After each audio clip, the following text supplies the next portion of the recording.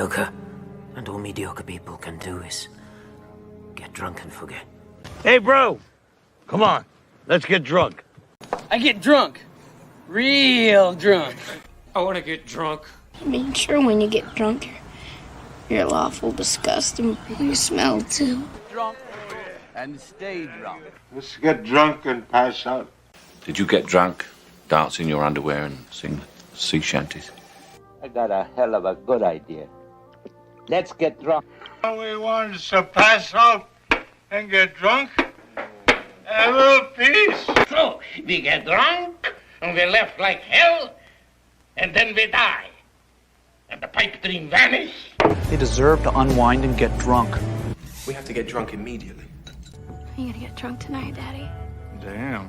Well, I say we get drunk because I'm all out of ideas.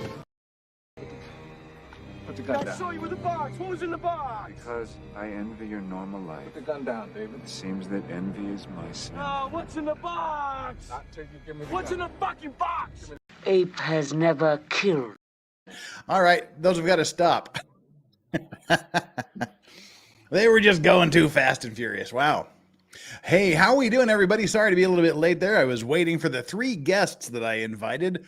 One of them will be here in about an hour. One of them's going to pop in and out as time sees fit. And the other one is just sort of missing in action at the moment. So I decided I couldn't wait any longer.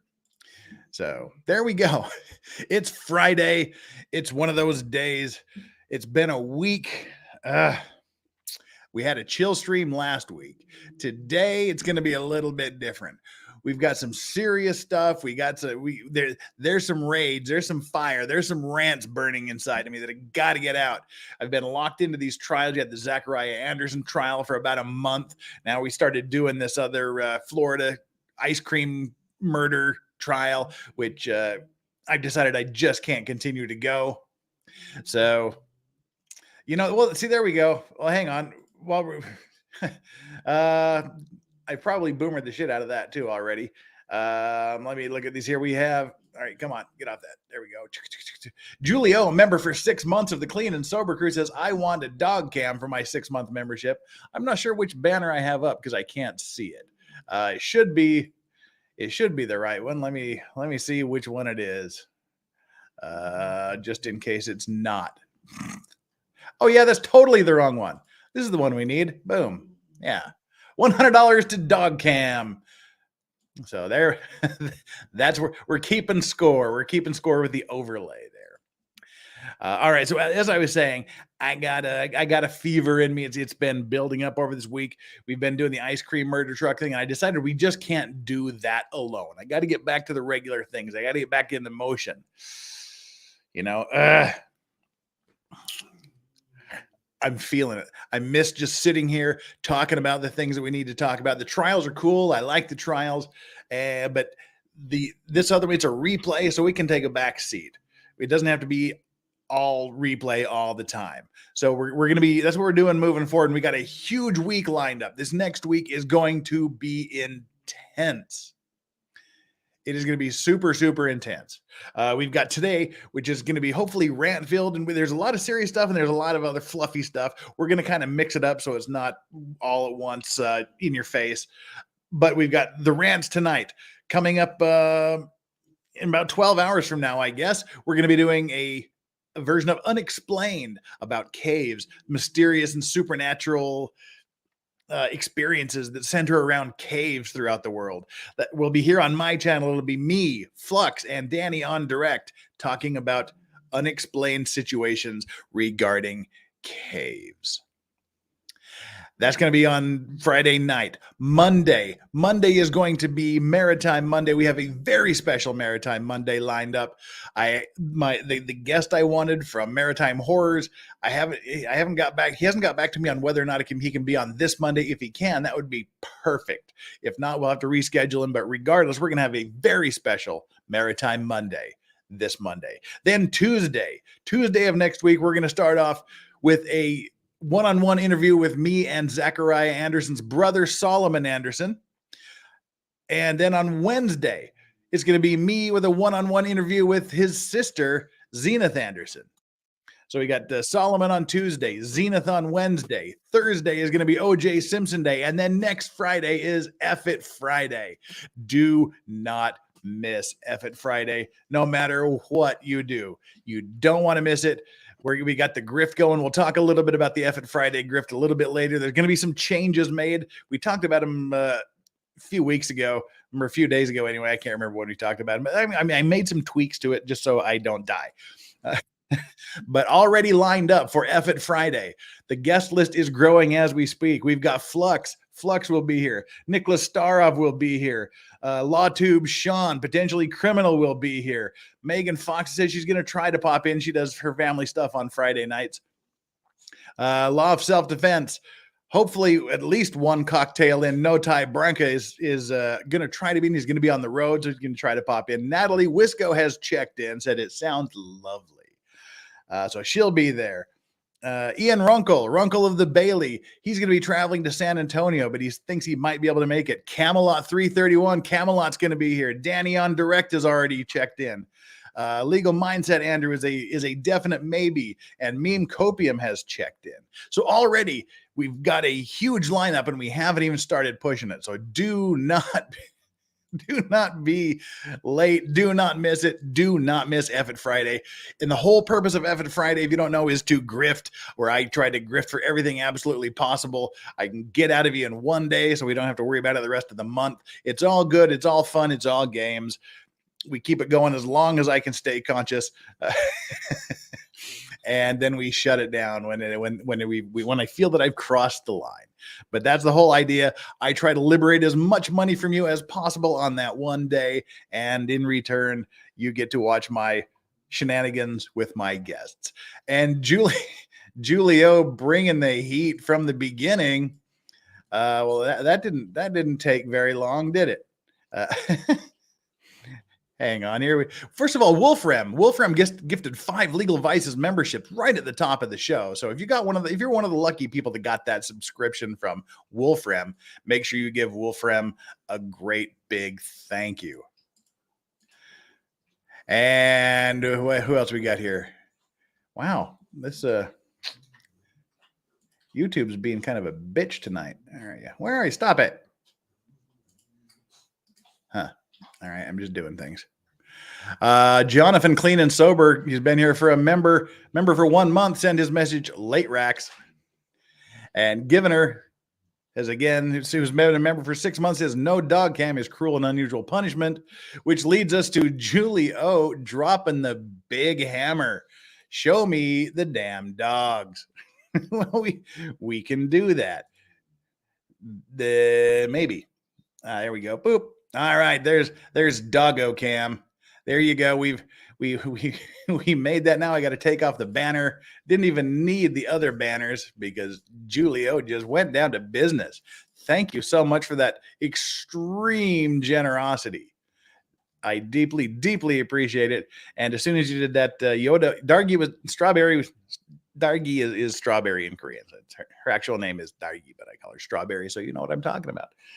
She was so happy she came over and started licking my foot. Go away. Go away. That tickles. Go away. All right. Hey, just a minute. Oh, don't leave. Get over there. Go in your box. Go in the box. Go in the fucking box. I'm sorry. Anyway, she'll wander around, do whatever she wants. Thank you so much for that. All right.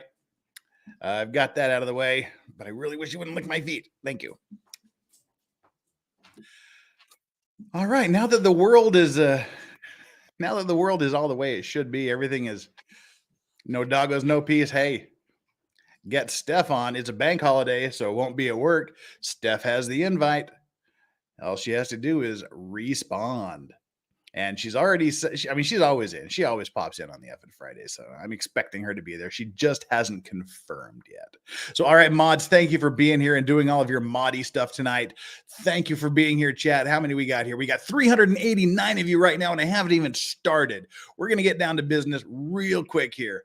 As soon as I get all this back of the house stuff out of the way, we're just going to jump straight into it.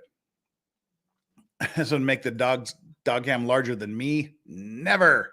I'm a handsome son of a bitch, and I deserve to be on camera. So, and currently we are waiting for one of our guests who should be here, I hope, momentarily before we get into all of the stuff. Because there's three things I wanted to talk about, one with each of the guests. So, we'll just have to see how it goes. I have someone wanting to message me. Oh yeah. I got a DM Twitter DM from Cloak and Glomar. Don't worry, if you're watching now, we're going to be talking about that very shortly. All right. We got the mods doing their moddy things. Couldn't do this without you guys. We got the chat. The Vice Squad is here and ready to go. And now we've just got to get the like and subscribe grift out of the way. If you haven't liked this video, please get down there and do it. Let's get the word out. 392, 401 of you now and 240 likes. It's a little over 50%. We need to do better than that. So smash that like button. Make sure you are subscribed. If you've subscribed previously, just do a double check to make sure you still are YouTube. And if you haven't subscribed, I hope you're here for the sole purpose of subscribing. That's what I want. I got to get to 37,000. That's one more step to 50,000. We should be there, hopefully, by the time Armageddon comes and hell freezes over. So, and then once you've done that, go take our like and subscribe poll today. Put a little bit of thought into it. Not much, but a little bit. So after smashing the like and subscribe buttons, the reason I took the poll is none of Schabusiness. See what I did there? None of Schabusiness. Taylor Schabusiness. We're going to be having some Taylor Schabusiness news later on in the day here. And the other answer, the next answer, hit the like and subscribe. The reason I took the poll is the poll trumps all. See what I did there? Trump. We're going to be talking some Donald Trump indictment in a bit. And the next choice is, the reason you took the poll is, it is a boon to get vices to 37,000. Sarah Boon, the suitcase murderer, allegedly. We're going to be talking about some updates regarding her case a little bit later. And the final choice, the reason you smash that like and subscribe buttons is... The power of Christ compels you! And that is all the people need to know. All right. Shall we jump into it? Are we ready? Let me bring up the chat so I can follow you all here. Oh, there's one. I wish I would have. I tried to find something. I tried to find a word play with Gwyneth Paltrow, and I couldn't come up with anything. I should have just played it obvious like that. Smash the button like it was Gwyneth Paltrow on a ski slope. Well played, Porcelain Thunder. I was trying to overthink it. And to help me not overthink things, I have an amazingly delicious Knob Creek Rye old-fashioned, a double old-fashioned actually, with 3 Italian Luxardo cherries, because that's how I roll. Take a walk on the wild side. That's what we're going to be doing tonight while we watch the dog sleep and I rant. We should start out on a light foot. We should start out on a lighter note, on a lighter foot, while we wait and see what's going on. And before we do that, I'm just going to send a quick note to guests to let them know they can hurry their asses up.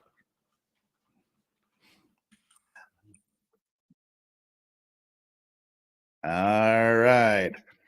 Messages are away. The first story, for those of you that are following all the, and there's still, this is what frustrates me. This is my pre-rant rant. There's 3 topics we can't even really talk about openly tonight because of YouTube's, and God bless YouTube for giving me this platform to do what I do, to talk about what I talk about. But I wish we could have open and frank discussions, even about sensitive topics that may offend some, as Steph the Ultra Nerd would say, some people's ear holes. If you don't like what I talk about, if you don't like what another creator talks about, don't watch it. Don't report it. Don't do all this other dumb shit. Just don't watch it. Let people who want to discuss it, discuss it. Let people who want to talk about sensitive or potentially triggering or whatever you want to call these topics, let them do it. That's what this is here for. I see you there in the chat, Megan Fox. Medium smart, not the thumbs, the other one. I see you in the chat there. I want to be able to discuss these things, but we can't. We got to use euphemisms when we're talking about. I mean, we can talk about the latest dumbass trend. We can talk about freaking things that don't matter. We can talk about children's toys. We can talk about the latest stupid Netflix movie or the next pointless HBO series. We can talk about anything except for those issues which dramatically and drastically affect our lives in society. Things dealing with children, things dealing with the government, things dealing with politics, things that deal with a particular former president. And Wild Red 1905 says, I hope people have enough sense to turn it off if they don't want to watch it. That's right. We've got things to talk about, not just me, other people. And we always have to constantly be worried about YouTube crashing down on us, demonetizing us, putting us behind an age restriction, which I pretty much can guarantee you we're going to get age restricted tonight. So I can pretty much guarantee that. Striking the video, giving us community guideline violations and all this other crap, just because we want to talk about important issues that affect a large part of the United States and in some cases the entire world. But it's a corporate thing. It's their platform. We got to play by their rules, which frustrates me. And so to give it a little bit of a buffer, and in case any of you, I need to steal Steph the Alter Nerd's introduction because she has a great one, which I'm going to kind of paraphrase here. Look. Whenever the demonetization happens, whenever they drop some sort of YouTube hammer, you get to appeal it. And when you appeal it, they send their little human reviewer in to scour your video to see if there's anything offensive or if they made a mistake. If you are this person and you happen to be watching this, I'm doing this for education. I'm doing this for social criticism, for social comment. I'm doing it for entertainment in some places. I don't have an agenda that's important. I'm not doing this to incite anything. We're talking about important issues. Full stop. That's it. Get over it. Let's all be adults and let's get on with it.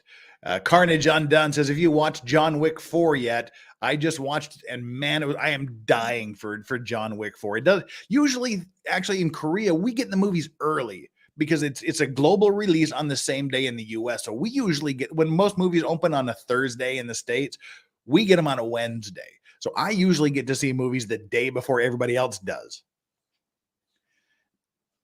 But John Wick, for some reason, isn't coming out in the theaters here in Korea until April 16th.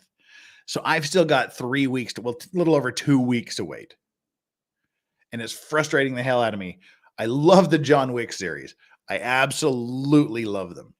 And so I'm dying to get to it. First story of the day is, which started the pre-rant rant, deals with the events of 1 month prior to February 6th, right around the time of the last election. If we all know what that means. There's a particular man who wears the regalia of a bison and strolls down the halls of government. He was arrested and he was put in jail. The Buffalo Man. That's who we're talking about. The insurrectionist Buffalo Man. Well, Buffalo Guy is out of jail now. He's been released. And to talk about that release, we have this perfect article right here from the Babylon Bee. I love the Babylon Bee. Buffalo Guy tagged and released back into the wild. Washington, D.C. After 2 years in captivity, the Buffalo Guy has been tagged and released back into the wild to roam the plains once again. Wow, just look at him go. No creature that majestic should be in a cage, said Congresswoman Marjorie Taylor Greene with a tear in her eye. Run free, Buffalo Guy. You are among your American buffalo brethren once again. The news of Buffalo Guy's release has shaken Washington, with Democrat politicians running and hiding in terror upon hearing the news. This is dangerous. Such a deadly wild animal should not have been. How did I go from concerned Democratic politician into a Kermit the Frog voice? Wow, what happened there? All right, I'm going to end up at Kermit the Frog now, no matter what happens. So Chuck Schumer. Well, why not? We'll use a Kermit the Frog voice for Chuck Schumer here. The news of Buffalo Guy's release has shaken Washington, with Democratic politicians running and hiding in terror upon hearing the news. This is dangerous. Such a deadly wild animal should have been put down long ago. Who authorized this? Said a terrified Senator Chuck Schumer from under his desk. Sources say Buffalo Guy is now free due to the release of additional January day after the 5th footage, which shows the docile, lovable creature being gently escorted through the Capitol grounds by a team of trained Capitol Police Buffalo handlers. At publishing time, AOC heard the news and died again. And just for shits and giggles, we have this next video. Which is instructional video. Chinese soldiers are trained how to shout the wrong pronouns at American forces. I just think it's fun. God, I love the Babylon Bee. They are so damn funny.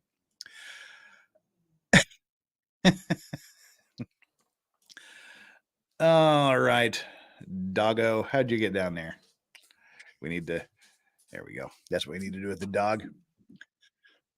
Oh God. See, we have to start out on Lightfoot, but it's a light topic. Well, it's a light story about a serious topic.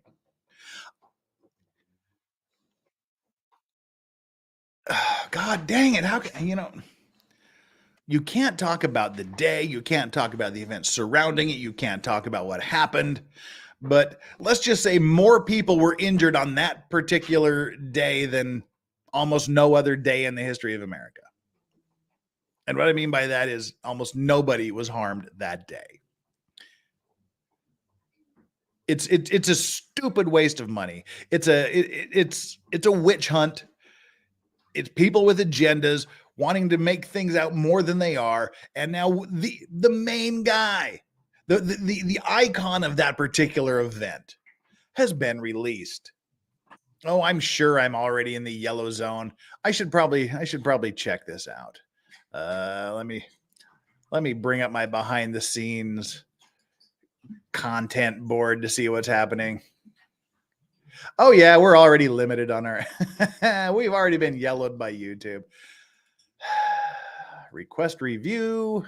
I confirm this video meets YouTube's advertiser friendly guidelines. At least it does if you hurry up and review it before we get into some of the other topics, at which point I cannot confirm or deny whether or not it will.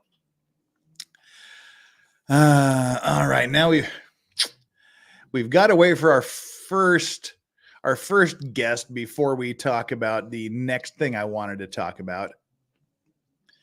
So what can we do? Gosh, what can I do that won't get me in trouble? I can stall for time. Stall for time and read non-existent super chats.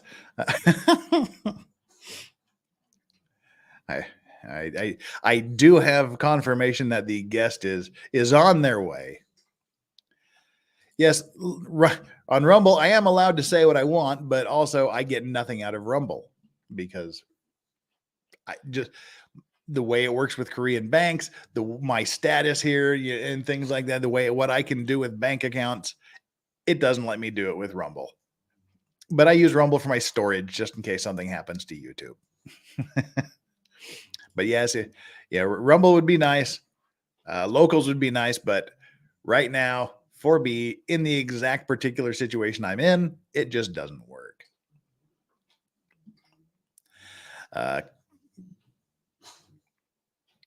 Copyright Babylon Bee story. Yeah, it was a Babylon Bee story. We read it. And it's not a copyright infringement to read someone's article and comment on it.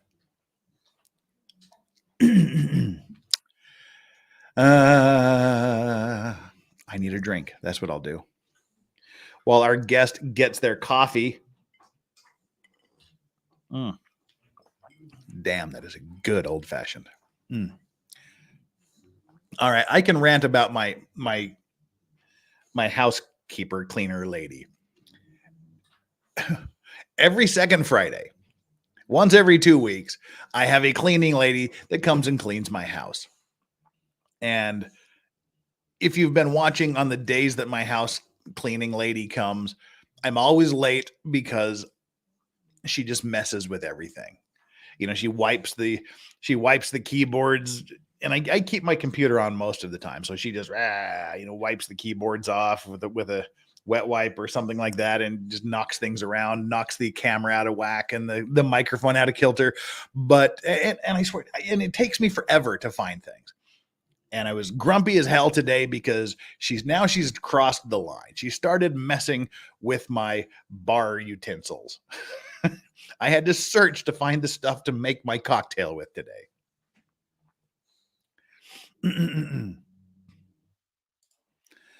Max Schmidt says, never mind. It was the quartering. Not sure what we were talking about there, but okay. K-Nundrum. I like that. K-Nundrum 93, Legal Vice's first time sub and listener. Love the content. Well, my gosh, thank you for being here, and thank you for being an awesome subscriber. We need more of those. Where are we sitting on the subscriber count right now? Oh, one of our guests has just given me an update. Well, one of them said 5 minutes from now. The other one has just sent an update. What is the update for our other? Picked up a small snack. Oh, wait, never mind. Oh, hey, there we go. Picked up a small snack. Be there within 30 minutes. And that was about 5 minutes ago. So the second guest will be here in about 30 minutes. That's funny. We can talk about his snack. Anyway, thank you so much for being a new subscriber. We need as many of those as we can. So please share and like the videos and let everybody know that my awesome channel is here. And dang it, I hate YouTube. Anyway, enough of that subscribing crap. Subscribe if you haven't done so. And if you have, please go down there and just double check to make sure you are still subscribed. And if not, resubscribe, because we can always use it. And so it's even a bad mustache day. Dang it. It was all nice and organized. Now it's not. All right. While we wait for our next guest to get here within hopefully 5 minutes, and I'm really, really just stalling for time, as you can tell. Let's go back through here and check out some of the super chats we haven't caught up on. Xcomer Triple Z said, let's talk about those. Yeah, that'll help. Yeah, that would really help with the monetization, wouldn't it? Thank you so much for that idea. Nice background. Yeah, this is my background for those of you that saw it yesterday. There's a little more detail. This is one of the Cthulhu paintings that I really want to hang up, but if I raise it up any higher, it gets the lights start reflecting on it, and it washes everything out, and you can see the screen and whatnot. But this Cthulhu painting is one of the things I want to hang. I've got 4 amazing Cthulhu paintings. Of course, we brought in the Godzilla thing, and up here, oh hey, our guest has arrived backstage. Woohoo! So in the meantime, let me just quickly scroll on up here just to let you know we've got these are a lot of my Dark Souls figurines. I've got a bunch more out in the living room, these big Gigantor things. We have Sif the Wolf, and we have a Mimic. We have Artorias. We've got our little figurines here from the other people. There we go. We've got the little Freddie Mercury Funko thing. We have a Tom Baker 4th Doctor thing. A Buddha statue, and there we go. That's just kind of what's going on in my background for now. I'll figure out what to do with it all later. But for right now, we need to get on to our second topic, because our guest, who I wanted to discuss this with, has arrived. So I'm going to scroll on down here through the super chats like a madman. Been there, done that. Says, thoughts on the plow trow verdict. Guess what we're talking about next? Guess what? Because that's what I was waiting for my guest to talk about. We're going to talk about that. What time is it there? Says Will M. Attle. It is now 10:36 p.m. in Friday, Korea. Friday Night Korea, 10:30 p.m. Scrolling down to the bottom of the chat, I see puppies. Yes, we have the dog cam locked and loaded. Happy Friday. Everyone says they're out on. Megan says 4. And it's the countdown. It's the countdown. It's the countdown to the arrival. And here she is. It's Megan Fox. Where are you? All right, there we go. Hi. Howdy. We have to switch you around to the dogs. I love the doggy cam and the new background and everything. What's going on over there? It's getting all like professional and I just got out of the giant cavern and moved into the guest room. I really love wasn't it. doing much. So I went love from it. green to blue. I think it's great. I love your new background. I wish I had space to have, something other than the blanket fort here, but such is my life living in the blanket fort. Megan Fox, medium smart, not the thumbs, the writer, is here as our guest. Welcome, Megan. Thanks for having me, Jeff. I'm sorry I was late. I got a confession to make. I was sleeping. Of course you were. I didn't wake up. I went back to bed. I was like, I can lay down until 8:30. That's no problem. And then I'll be on Jeff's stream. And then I woke up and it was 9:15. There you go. For me, I just get to drink. And Flux has a confession to make. Internet mom seriously is the best. I hope you got enough sleep last night, Flux. I told you to go to bed early. And Danny-on wanted to be here too, but she has to do like real work in the real office. So I can't wait till she quits. She keeps having to turn me down to do real work. Yeah. And I'm like, Danny. I know the feeling. Get your life in order, Danny, if you're listening. The dog is giving his back to us. What have we done? Marms is the newest member of the Clean and Sober crew. Great. They're not pugs, for God's sake. They're English bulldogs. They're like the pug's dignified cousins. What is this new button that says stream this to your audience? So it's like if two people are doing a stream, you can both stream it to your own audiences. Oh, I gotcha. If there's some reason you want to, like, I guess, to let the word out, but I've never seen that. Yeah. I've never seen that We would just before. be cannibalizing each other's. Yeah, that doesn't make any sense. I'm like, what is this? Well, it's like in my face. I'm like, what does this even mean? I've never seen this on StreamYard before. And of course, it wouldn't be Friday, and it wouldn't be Megan Fox without the boob window with no boobs. I'm crestfallen.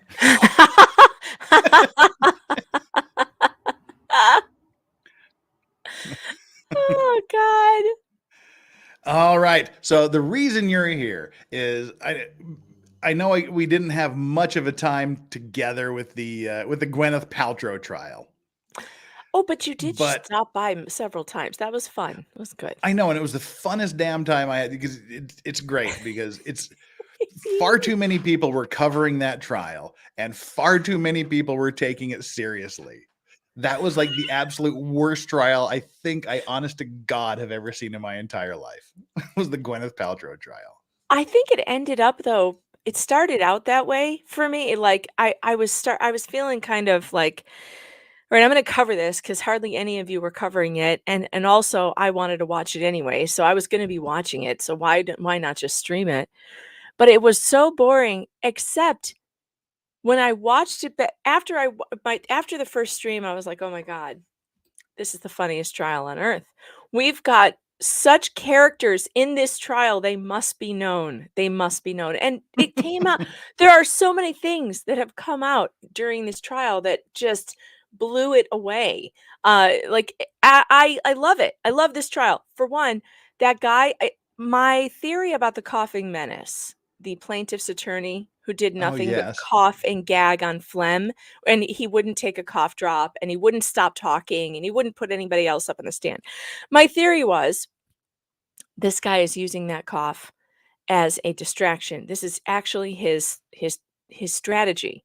That's the worst strategy ever. But he was interrupting witnesses with it. So when a witness would say something that he didn't like and he didn't want the jury to hear, he would right directly in the microphone. That was actually a really good impression. Yeah. You heard it enough. You should be able to. I did. I'm very good at it now. I'm just a country lawyer, he would say as he coughed into the microphone. They really need a cough button, by the way, in these trials if this is going to happen. If I were the judge, at one point I would have been like, all right, that's it, Mr. Sykes. I've had enough. Bring Bueller back and you can sit down. Like, you sit down, give him the thing you wanted to say, because I can't listen to this. But I swear, so afterwards, after the trial, he's out there with his client in front of the press. They do a statement. And he's not one cough, this man, not one sniffle, not one throat clearing, coughing and snorting. Right, there was, it was so bad. But then he gets out there in front of the press, not one cough. I'm just a country lawyer who doesn't know how to milk a cow. And what was with the milking of the cows story? Megan Fox, what the hell was with anything that went on in that trial? That's what is up with that is not a question you asked to do with this trial. But that's what I want. I want to go through some things. Actually, this is like one of the main parts because this was such an insane trial from square one. And like I said, I watched the first little bit of it and thought, should I do this? And like you said, it starts out really boring. And I'm like, no, nobody cares about some rich person and some other dude who's a money grubbing fiend.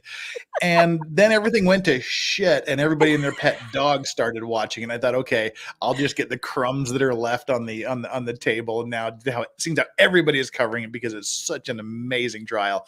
But I want to go over a few things of this. And I guess rather than just letting him stew in the background, we'll bring on Nicholas Staroff to say howdy. Howdy, sir. Hi. Hi, Nicholas. Hi. Hi, Megan. How you doing? Good to see you. He picked up some KFC on the way home, which is great because 2 hours from now, it's the first of the month. And here in Korea, the first of the month, every day is buy one, get one free from KFC. So I just stock the hell up. That's perfect for this trial talk. That's perfect because Colonel Sanderson was the plaintiff. And Megan Fox, I have a little bit of a trivia for you. The world's first Kentucky Fried Chicken franchise. Kentucky Fried Chicken, the world's first. How could it be the first? The world's first. Wait, where was it? Yes, and if you say Salt Lake City, Utah, you are correct. Oh, that's what I was going to say for sure. Salt Lake City, Utah, is the world's first Kentucky Fried Chicken. I wonder if Colonel Sanders had his own little. What was that? I wonder if Terry Sanderson owned stock in it. Yes, MG Law knows the story exactly. You can tell who's from Utah because they know that. Colonel Sanders was roaming the countryside trying to pimp his chicken around places. He had his little restaurant back in Kentucky, but he met up with a man named Harmon in Salt Lake City, Utah, and he went, wait a minute, we can turn this into a franchise.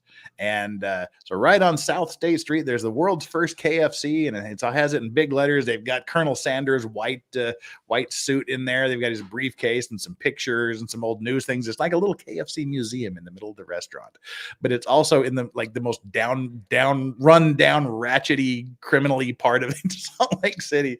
It's just like the worst. It's sort of like the Waffle Houses of Utah. You just kind of go in there and you hope you survive to eat your food.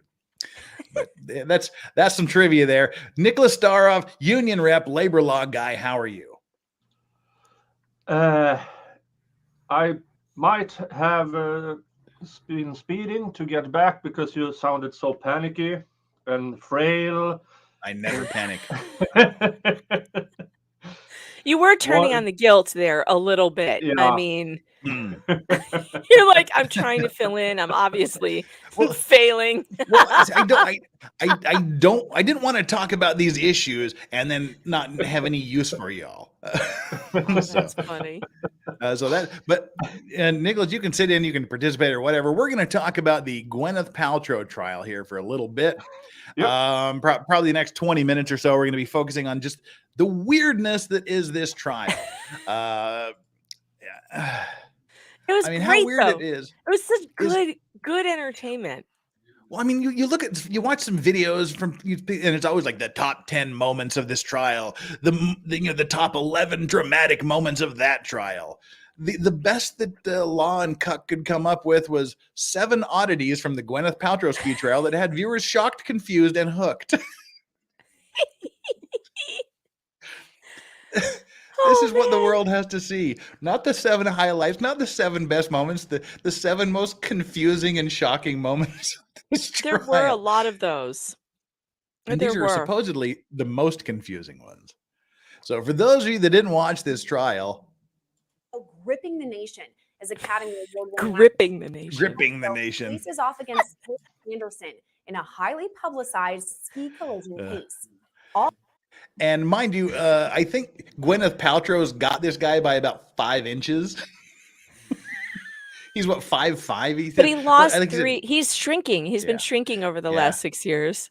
That's what he said. I loved how he said, like, now I think I'm about 5'5" now. And look, my big fear is I think that people are going to think that all Utah lawyers are like all of the Utah lawyers in this case. Well, except for Superman. You've got Clark I started out hating Steve Owens, though. I started out hating him, and I ended up by yesterday loving this man. Like, I would hire him. I would hire him in a second. I love him because he gives 0 Fs about anything. Zero Fs. He's like my mom. It just has no filter. He says if he thinks you're an idiot, he'll say you're an idiot and then try to make some arguments around it. I love him. You don't understand. Like, he's so funny. He's so abrasive. I described him as so abrasive. SOS pads are soft in comparison. That's this guy. He is so abrasive. Right. But at the same time, he's so effective. Clearly, now I know though why he is why he was such a basically a dick in this entire trial. When he finally got Sanderson on the stand and he went down the Facebook posts about, oh, my life is ruined now because Gwyneth ran into me on a ski hill. You can't do anything anymore. Oh, is this you in Machu Picchu? We've got those locked and loaded. Is this you kayaking? Is this you ziplining? Is this you? And then the look on his face and the tone in his voice, I was dying. I was cracking up. Like, now I get it. I get it. The reason that you're so abrasive is that this man is a real scumbag. And you've known it forever. So the second he's got on camera, he just couldn't hide it. Steve Owens has no way to hide his facial expressions. He has no way to hide how he feels about you. So he's like, I don't know if he's severely ADHD and he has like blurting problems, but I love him. Well, his tie has 1977 problems, but and I wonder if there's any. I got one of those. I wonder if it's any coincidence that Colonel Sanderson has the exact same mustache and beard as Colonel Sanders. I know, I'm right? Wondering. And this was a really awkward moment, though. The one that they're showing right now, this was one of the worst moments. This was the moment that plaintiff's counsel, that woman who is awful, she was the worst attorney in the whole room. That woman asked the judge for some girl-on-girl action in the courtroom. She wanted Gwyneth to come down off the stand and reenact this possible assault that she said she suffered. And they brought the plaintiff up like, well, he's here. He can reenact it with her. Like, what? Are they insane? Yes. And I loved that Owens, during his closing argument, he brought this up. He was like, thank God the judge didn't allow that. And Hunch the Dirty Roofer says Doggo Cam equals best cam. And Indigo Luna, please show the stick figures. Oh, we'll get to the stick figures. You think I wouldn't do the stick figures? Just hang tight for the stick figures. I don't know what this. In fairness, I haven't even reviewed this video yet, so I don't know what the 7 oddities they chose that's are. Okay, I'll know. Don't worry. I hope they're not. I hope they're not the same 7 oddities that I chose to rant about. I This forgot guy to tell locals is a that I piece was of doing this. Yeah, he's All eyes are on unbelievable. Park City, Utah, where Sanderson filed suit against Paltrow, claiming she rammed into him on the ski slopes back in 2016. He claims he suffered multiple broken ribs and a concussion as a result of her quote-unquote reckless skiing. He's now suing her for more than $300,000, whereas Paltrow is countersuing for just $1, arguing Sanderson hit her. Paltrow's testimony has proven to be a highlight of the trial so far, but it's a series of trial oddities that have eagle-eyed trial watchers on the lookout. With that in mind, let's take a look at some of the most memorable and unique moments we've seen so far. Unique. I know that that there's press presence in this room, and there are only 2. Doesn't he sound like he's like conducting a seance from Poltergeist? I know there's press presence in the room. I can feel it. Yeah, this thing they did with the press was ridiculous, and I gotta blame Gwyneth for that. Danny was saying that she was getting some serious side eye from Gwyneth because Gwyneth thought she was press or something when she was just sitting there minding her own damn business. Well, I think that Gwyneth is clearly somebody who's really sensitive about press. Yeah. And that's unfortunate because she's a movie star and there's going to be cameras on your face. And if you chose to do this, you knew it was going to be televised. And her demands about the cameras and stuff really did not do much for her with the public. I was very happy to see she stayed for the verdict because she was almost going to leave. I could tell because Steve Owens was like, my client wants to know if she's required to be here for the verdict. And I thought, oh, she's going to go because they're letting the camera look at her face. That's terrible. And she'll lose all the goodwill that she made with people. And Gwyneth needs the goodwill. People don't like her. I don't know why, but I do kind of know why, but people don't really like her very much. And this didn't help. No, not really. Of the press that have authority to record, to capture audio, to capture video, or to capture any still photography. With a high-profile celebrity trial comes an abundance of media coverage, and the Sanderson-Paltrow case is no different. She didn't like it. At the start of the trial, Judge Kent Holmberg laid out specific directions for the media, allowing just one TV camera and one still camera inside the courtroom to capture the trial. But poor on cameraman. Multiple occasions, Paltrow's team says the media has ignored the decorum order. Your Honor, we have a new camera pointed directly at my client, right there on the right. I understand it's from the AP. This is During the recess, I'll have the court representative, Tanya, take a look at how that camera's pointed and make sure that it's pointed at the lectern rather than at the counsel table. And this has been a problem where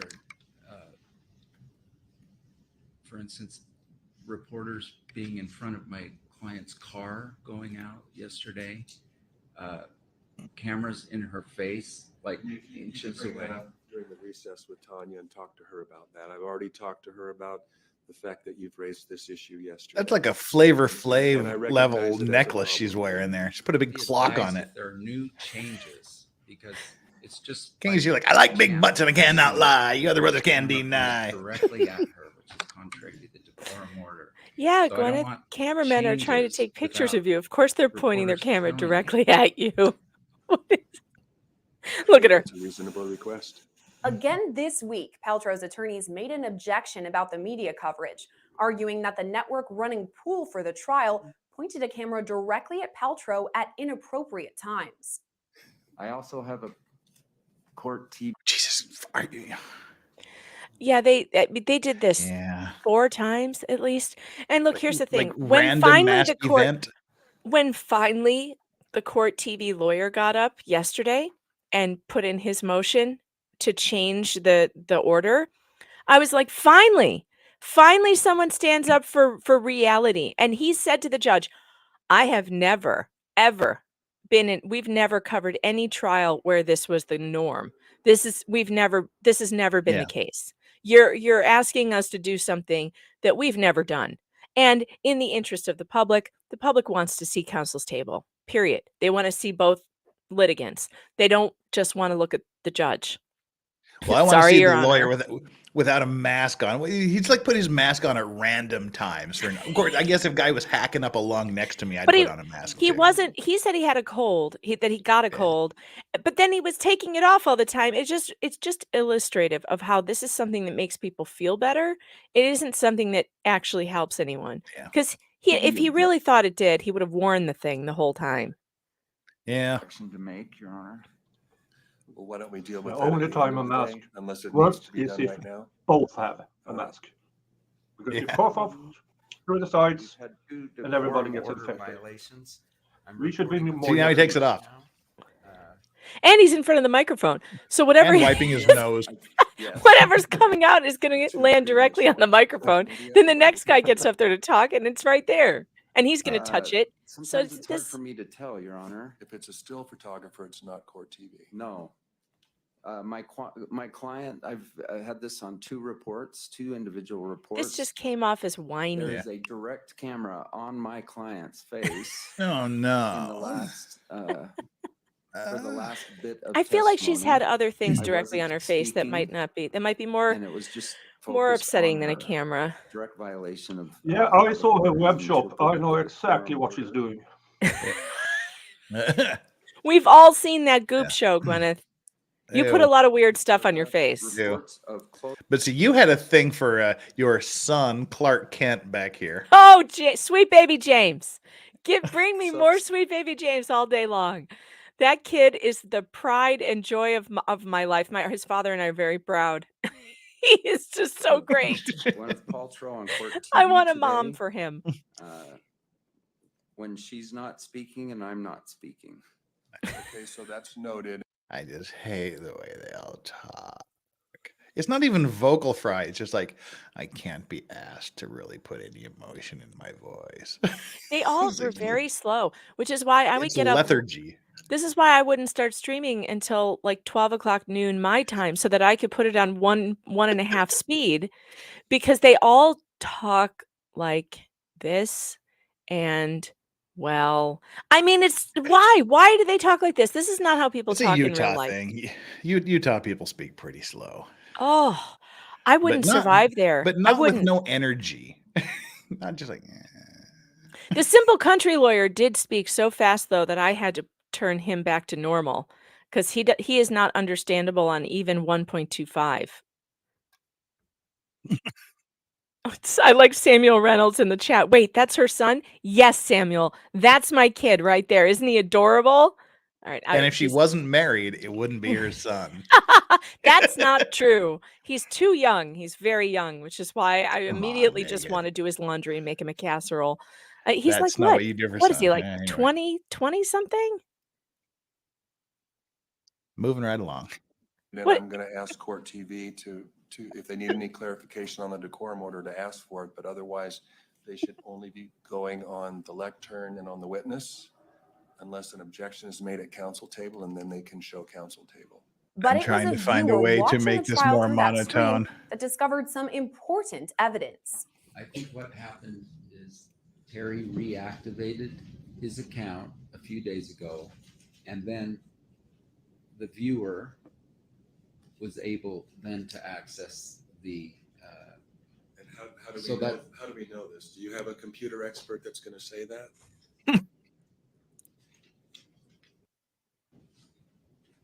Your Honor, if I may, that's the crux right there. If there's no facts to back up that might be a defense theory, but besides just pure speculation and supposition, there's no computer expert that will say that somehow logging in under Mr. Sanderson's credentials reactivated anything. And through just and if you're and even if that were true, Mr. Owens, through discovery, you could have asked for that. I did in writing. I did in writing. The guy at the lectern, by the way, Yeah. that guy has not a comb over, but a comb back. He's got a bald spot under there. He's covering up. He has grown out this section of hair here, and he's combing it back over, and the sides are cut real short. So it's almost like a faux hawk look. It's so distracting. Every time he turns his head, Don Vito comb over. Don Vito comb over. Hey, he represents Louis Three Fingers Tonelli. Be careful. Oh, it's so bad. Legendary Racing says, doesn't she get paid to have cameras on her? That's why she's upset. Court TV didn't write her a check. Oh yeah, if she would have got paid, she would have no problem. I thought maybe it was because she couldn't control the lighting, or maybe she was worried about how it would look, or maybe it just made her feel anxious. I don't know, but whatever it was, somebody should have told her, Clenney, get over it. this is the way courts are run, and you don't want to be seen as somebody who's being demanding and unusual. Just be like everybody else, okay? Because Steve nobody Gosney else in the chat. can Steve do this. Gosney's coming up on a video here in just a minute. Hey. Steve Gosney's going to be on one of the Paltrow videos here in a short bit. Hang Hey, tight, Steve, to Steve. watch yourself. Now I this is time love for my mini Steve. rant. Oh, Steve is the greatest. Now I got a mini rant in here. Yeah, I have a question for mini rant. Steve if you can email me or find me on Twitter, because I have an U.S. appeal question for him. Doing business on my stream. That's the grifting way. Awesome. Now, look, she's an actress. Paparazzi is one thing. The court, you are countersuing a man. Not only are you a defendant, you are a plaintiff in this matter. You are countersuing. You are an interested person. The camera is on him just as much as it's on you. If you don't want to be there, don't be there. The a-hole that was suing you first, he wasn't there for half of the trial because he wanted his daughters to speak freely or some shit like that. You don't want to be there. You don't have to be there. Don't be there. And if you are there, you know the cameras are there. You're an actress. You're a professional. Cameras are in your face. And as Megan says, there was probably lots of other things in your face as you were developing your career and becoming successful. So don't get pissy and huffy and prissy, because frankly, in Utah, we don't give a shit who you are, especially in Park City. In Park City, celebrities are a dime a fucking dozen. You do not stand out. You are nobody special, particularly at this time of year when we've just finished the Sundance Film Festival a couple of months ago, and it was crawling with celebrities. You're just sort of a leftover that hasn't gone home yet. Get off your damn high horse, Gwyneth Paltrow, and then you win anyway. So now you just look like even more of a psychotic nerd. Oh, and speaking of nerds, we're gonna have a nerd clip here in just a minute. And Deer Valley did. Give Deer us Valley. all photos like This that. isn't the time, though, to fight that battle. Trial watcher Michael Fletcher uncovered the group chat that would later be admitted as evidence. Fletcher found hidden messages in a meetup group message involving Sanderson So following fantastic. that 2016 ski collision. One of the messages sent by Craig Ramone, a witness to the crash, reads in part, quote, "You could not make this up. Gwyneth took Terry out last week." The message is important because Sanderson's Terry team out. claims neither he or Ramone knew who Paltrow was at the time of the ski collision. Oh, bullshit. On Friday, a viewer of this trial was Leave it to 4chan. basically sent a copy of the document that they were able to obtain through Internet Archives and got it to the defense counsel, and the defense counsel then disclosed it to the court and to plaintiff's counsel.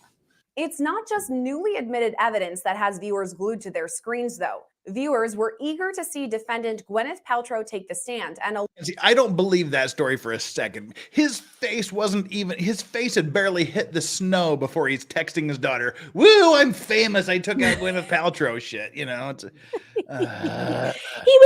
he was posting stuff on his social media on the sled while he was on the sled. He's This like guy, he's flirting with the ski patrol chick who's hauling his broken body down the mountain. And you got a life Right. story before they even get to the bottom of the mountain. He's loaded up pictures of her. Look at this hottie that's taking care of my wounds. Oh my not god! to mention that she's the one who's there first, and she's asking him, looking for signs of a concussion, and she doesn't find any, not one. And he wants us to, and he starts with, "Oh, I was out for at least 5 or 10 minutes, unconscious, 5 or 10 minutes, 5 or 10 minutes." But you were responding to people's questions. Yeah, and This you man knew lied. that some banshee was screaming at you. You knew that. He also said he had described what it felt like to be unconscious, and I was like, "Sir, no one knows what it feels like to be unconscious. That's the definition of unconscious. You don't remember." He's ruined on dating sites. I Well, do see, and this was believe the that he's a thing. chronic exaggerator, though. I do believe that he Oh, thinks yeah. he's telling the truth, but he is clearly exaggerating, and everyone can see it. Well, see, and this is what I texted you, like 2 days into this trial, or maybe it was even 1 day. He's 69 years old. He's blind in one eye, can't see out of the believe other. that. He's going deaf, and he has brain tumors, and he's getting laid. What's your problem, Yep. world? You know what? The guy has such an active social life. And he's 5'5", You forgot the most important part. The dude is he's a short king, as everyone is. Okay, it helps though that he has millions of dollars, obviously, because he can travel the world.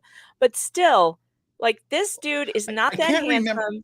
He is I can't remember who globetrotting with corrected women. me. Yeah. Someone corrected me. Was it you that corrected me and said, no, his wallet has a girlfriend?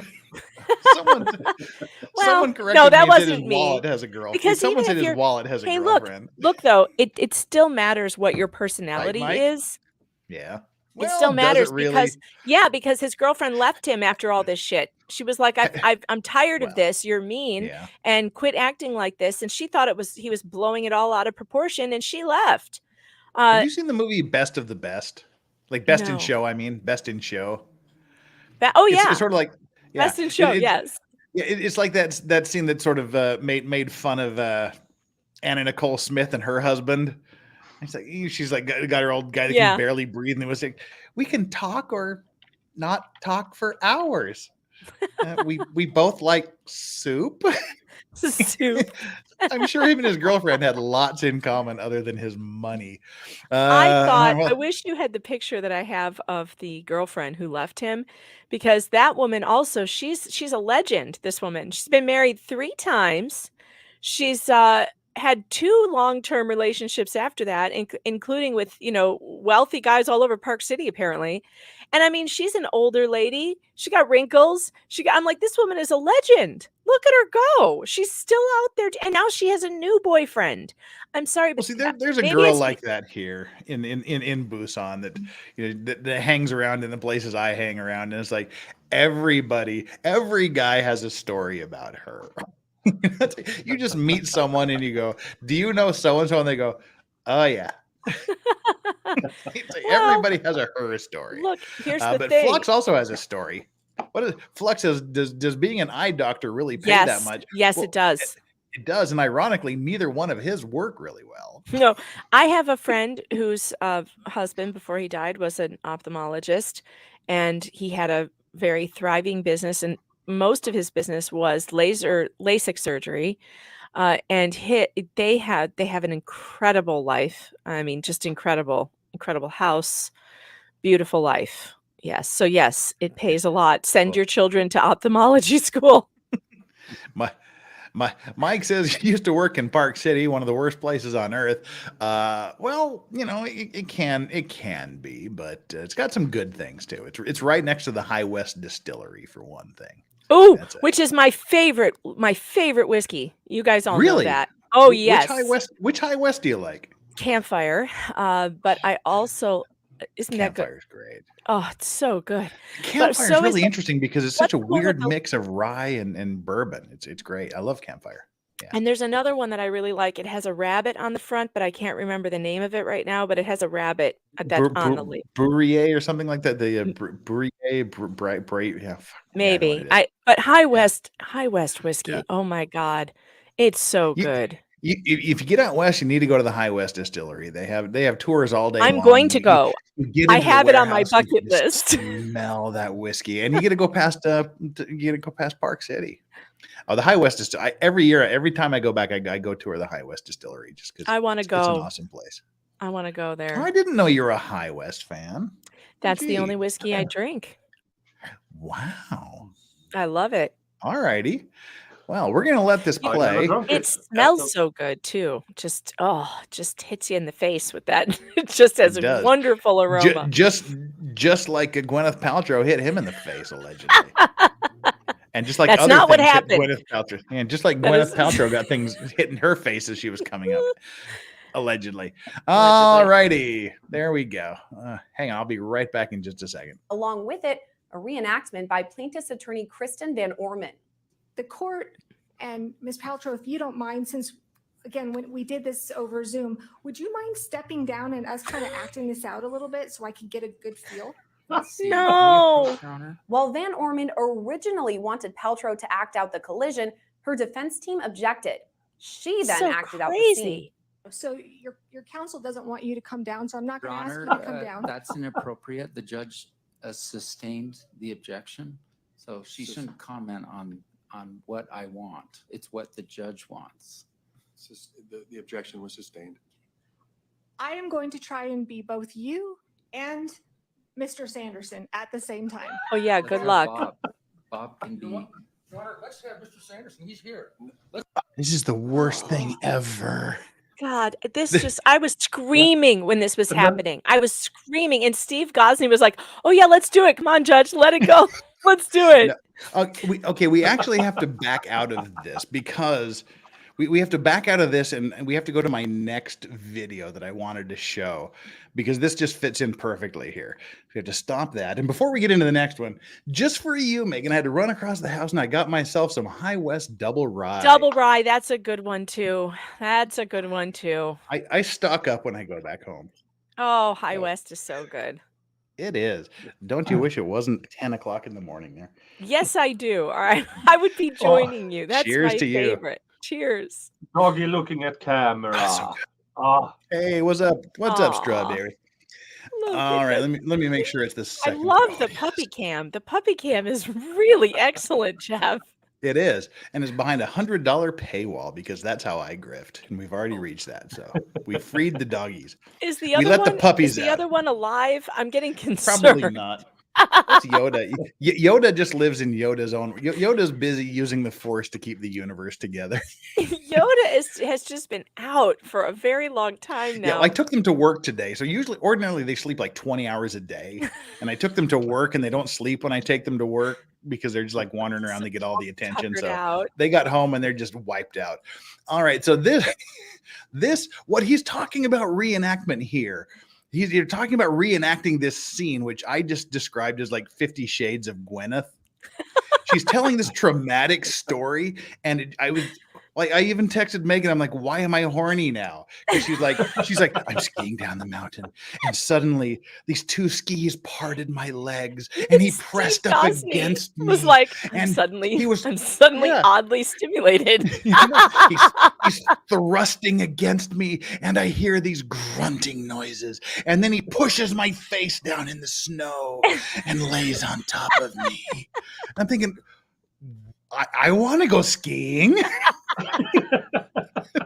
Why has this never happened to me while I was skiing? Seriously, it's like, dear Penthouse, you'll never guess what happened to me.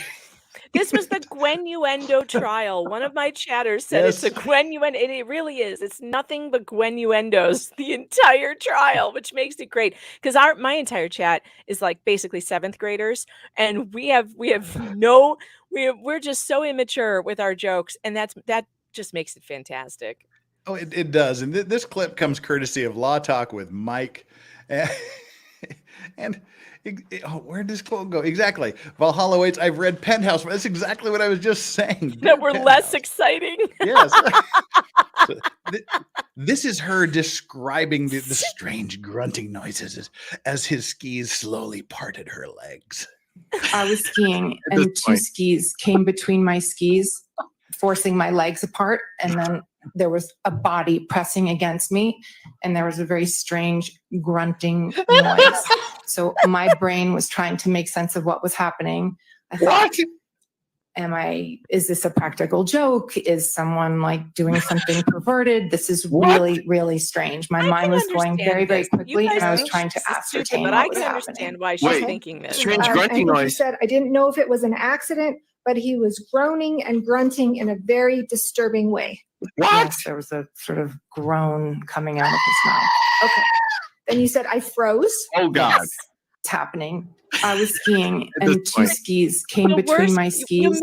I wish they had clipped the next part, because then the attorney goes, well, was he thrusting? Or I mean, it was so funny. I mean, she was like, well, no, I just thought that initially because it was weird, like that's just what I thought. And then the New York Times, the New York Post, which I have a lot higher standard for than the Times, because the Post usually tells the truth.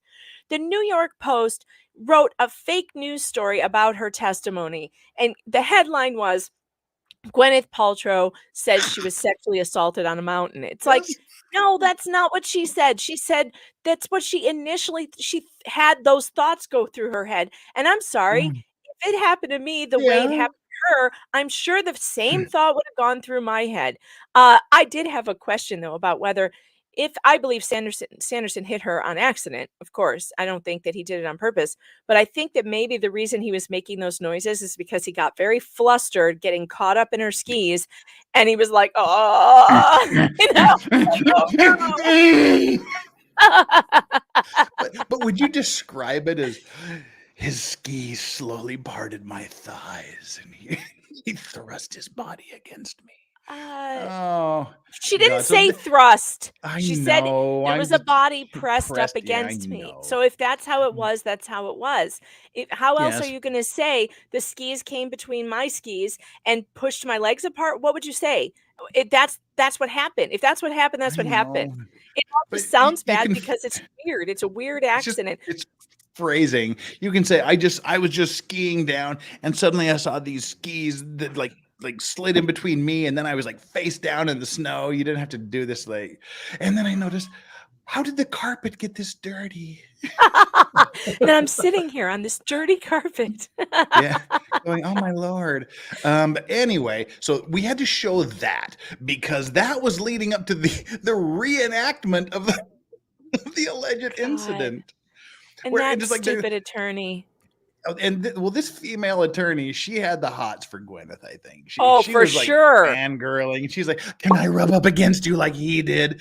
Please, can it be me? And then he's like, well, why don't we let let's just watch it. I don't want to, we're not going to reenact what happened. I think you can ask questions. And Yes. if you want to stand and move around in order to. Because they suggested that the plaintiff get up there and reenact. I know. You're like, plaintiff, why don't you just rub up against Gwyneth Paltrow in court? Anyway, why would the plaintiff do that when his story is that she hit him? Why would he put why would they want their client to put the image in the minds of the jury of him hitting this person that they say didn't happen? Well, he's like, it's worth $300,000 to rub up against Gwyneth in court in a legal manner. I'm sure he would have done it. I'm sure he would have done it. And the other thing, I think what she was trying to prove is that if Gwyneth stood in front of him, that his entire body wouldn't be able to press up against the back of hers. But then again, they're not on skis or on a mountain where she's lower than him. You know, he would be higher than her on a mountain if he's behind her, and he'd be jacked up on skis. So no, I think the whole thing was a total waste of time, and it just made them look ridiculous. Oh God. Irish I was drunk says, how are we, lads and lasses? Hope all is well. You know how you're watching, you know how it's going. It's after 4 o'clock and I'm officially off work. So cheers. And what were you drinking? I didn't Cheers. see what you were drinking. An old classic. Oh, Highland Park 12 in the new bottles. Those are good. Yeah. I like Highland Park. I haven't had Highland Park in a while. Hey, Corn Pope says he didn't know I was streaming and you would have watched it with me. Corn Pope, if you're not getting my notifications on YouTube, that's because you're not on meganfox.locals.com. You need to follow me there. You don't have to pay for it. You don't have to pay for it. But if you follow me there, you'll get my notifications and know when I'm streaming. And I was streaming this whole damn trial. I've been doing it for 2 weeks. Right. How did you not find me even once? Kaiser Pineapple says, female attorney, can I rub up against you, Gwyneth? Judge blushes. I'll allow I'll it. allow 50 Shades of Gwyneth. Stephen. Oh, what did you think of Karaoke Cam? Did you like Karaoke Cam that they had? Oh, golly. With the microphone, they kept walking around with the handheld microphone. Oh, every time those lawyers picked up a handheld microphone, they looked like they were living out their fantasy of being a stand-up comedian and failing. Let's hear about this rubbing up against him thing. Oh, go ahead. Yeah, if the trial was in Kenosha County, I'll allow it. Maybe. Yeah. Grounds, yeah. We can do that no too. problem at all. All right. So since you're not down here, may I ask how tall you are? Oh, this was weird too. Listen This to this was so weird weird. banter. This is like I really want to get it on with you, Gwyneth. Just under 5'10". Okay. I am so jealous. I think I'm shrinking though. You and me both. I have to wear 4-inch heels just to make it to 5'5". Wow, So they're very nice. Oh, thank you. During this time, Van Orman also had some interesting banter with Paltrow, multiple Interesting times banter. discussing her height. Well, now that Mr. Sanderson is here, And I don't need you to do anything, Hands Terry. in pockets. Just for comparison's sake, I'm in my heels. We're about the same height, about 5'5" with heels. It's roughly. Oh, tell me I'm taller, please. Okay. Okay. Throughout the demonstration, Van Orman acted as a Shimur Peltro, asking questions to the defendant during this presentation. Now, skiing down, going to the right. Okay. So Okay, about probably a little bit further apart. okay, about like that. And then 2 skis slide slowly between my skis. It was the slowly, wasn't it? 2 skis slid slowly between my legs. Oh God, why? Right.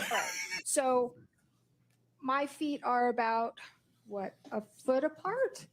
Would you say 18 inches? Probably. We all want 18 And you inches, believe don't that we? 2 skis slid right between. That is correct. Okay. Yeah. And so all of a sudden you see these 2 skis coming in between your legs. I would have freaked out too. And I did. Okay. Another unique trial moment marked the reading. Thank you for helping me. Yeah. Prosecute. Well, the other thing was the niceness that you are sensing. You're like, she's fangirling. Also, part of it is that female thing that women do when they're feeling very aggressive towards another female. They don't get aggressive. They get passive aggressive and they get real overly nice. That's what she was doing to Gwyneth, and that's what Gwyneth was doing right back at her. And it was funny. It was like watching a cat fight without the hissing. It was just like raw aggression, but masked behind this. This is a prosecution witness going, "Oh my God, if that happened to me, I would freak out." Like, and I did. So therefore, your yeah, I client is an did. asshole. I mean, Sebastian Mueller has, wow. Sebastian Mueller has just joined the highest tier of members, the Fallen Angels tier. Wow. Thank you so much for that. That is very, very, very generous of you. Welcome, welcome, welcome to Fallen Angels level membership, Sebastian Mueller. And that is a damn cool, that's a damn cool icon you got there. It looks very Elric of Melnibone thing going. But anyway, I'm a nerd, so we'll get to the nerd clip in a minute. What is that attorney's name? Van Oren? Is that her name? Van Oren? We never gave her a nickname. We should have, because she was really awful. One of the things that she did too, she was being so insulting to Gwyneth while she was up there. She accused her of being fat. She was like, "Oh, you're really big." And of course, when you say big to a woman, we know what that means. Yeah. You're much bigger than me. You know, it's just so shitty. And then she says, "So you've done risky behavior though in front of your children in the past before, haven't you?" So Ooh, now Risky she's Business starring Tom Cruise. and that was objected to, and she had to drop it. But she was going to try and say that she was, drinking or drugging or something in front of her children at some point. Yeah. And that was really bullshit. And so she's accused her of being fat, a bad mom, a bad skier, like all that, but all this in this with a big smile plastered on her face. It was gross. It was really gross. Of Paltrow's children's depositions. While originally it was believed that Apple and Moses Martin would testify in person, Paltrow's defense team eventually read their depositions from transcripts. Okay. Captain Man Bun over here. This is kind of weird, but we agree. We agree. You know what else is weird? Black on black on black on black. He's got a black belt, black shirt, black tie, black suit. Now I've been known to wear a black suit with a black tie, but I'll mix in like a dark maroon tie to go with it. This is like sort of the blackened version of the Canadian tuxedo, the denim on denim on denim look. It's just too much black. He was also sitting right next to the other junior attorney at the firm who looks like Wednesday Addams all grown up. Yes. Like she black. She looks like a vampire.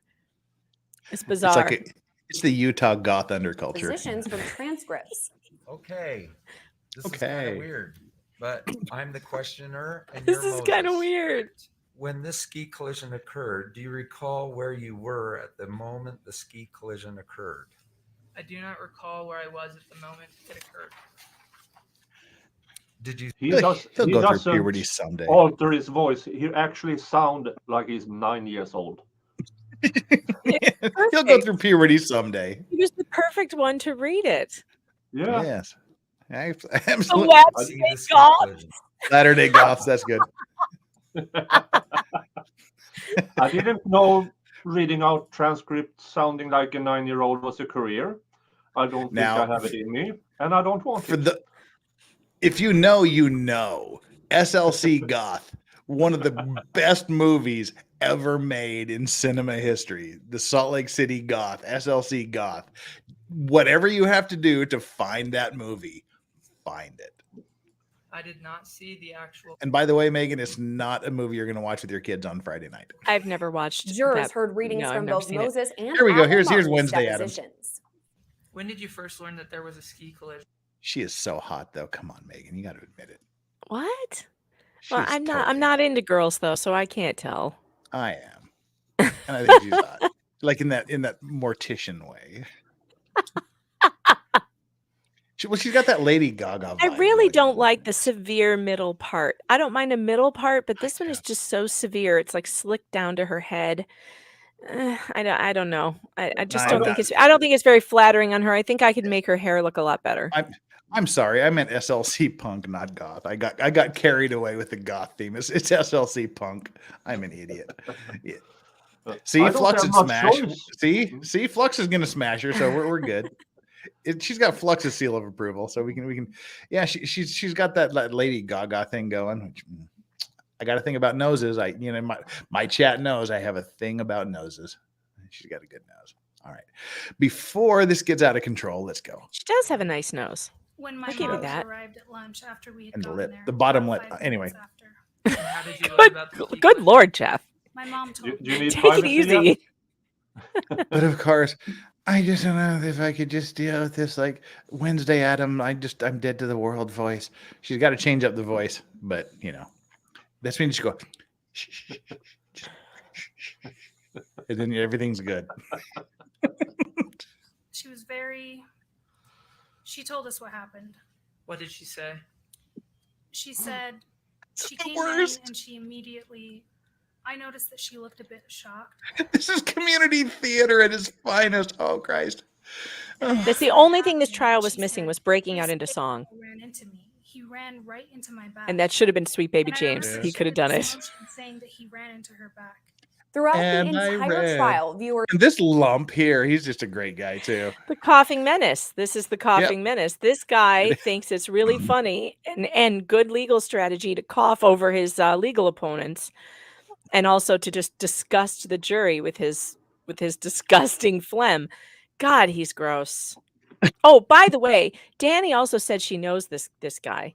Yeah. And that he's a real jerk. So that doesn't surprise me. That he's just a jerk, and you can tell it comes off of him. I thought Steve Owens was a jerk, but by the end of the trial, I'm like, I'd hire this guy in a second. I love him. Oh yeah, he's good at what he does, and he was president of the Utah Bar Association too. That shocked me, but then now I'm not shocked. I'm not shocked. He had was a great lawyer. reason. He had a reason for everything he was doing, and I just didn't see it till the end. And then I was like, you're forgiven totally. Mm-hmm. And if I'm on that jury, I'm like, I want to hang out with Steve Owens. He's hilarious. I want to have a drink with Steve Owens. No, I've said that from day one. He's hilarious. I just love him because he's just the most brash person. He's great. Viewers have also noticed a common theme of coughing. Just before the accident. Yes, let's get a coughing February montage. 26th of 2016. Video shows Sanderson's attorney, Robert Sykes, struggling with an apparent cough or cold. You don't know when your witness is coming tomorrow? Sure. It's been so common of an occurrence that Judge Holmberg even mentioned it to Sykes. Right. Anything else for this afternoon? Take care of that cough, Mr. Sykes. I have a lozenge. Thank you. I offered him a mint. But it's not just the plaintiff's team that is apparently struggling with a cold. And then, but see, the response was great. I offered him a mint. He's like, I'm trying to cut down to 1 pack a day. God, I wish I could show you. Oh dang! I wish I could show you the thumbnail that I made for my live streams for this, because this is the screen grab I took was him offering Sykes a mint, and on my my text bubbles. It said, "For fuck's sake, have a cough drop." Oh, and John Gordon, romance book idea, riding his downward slope.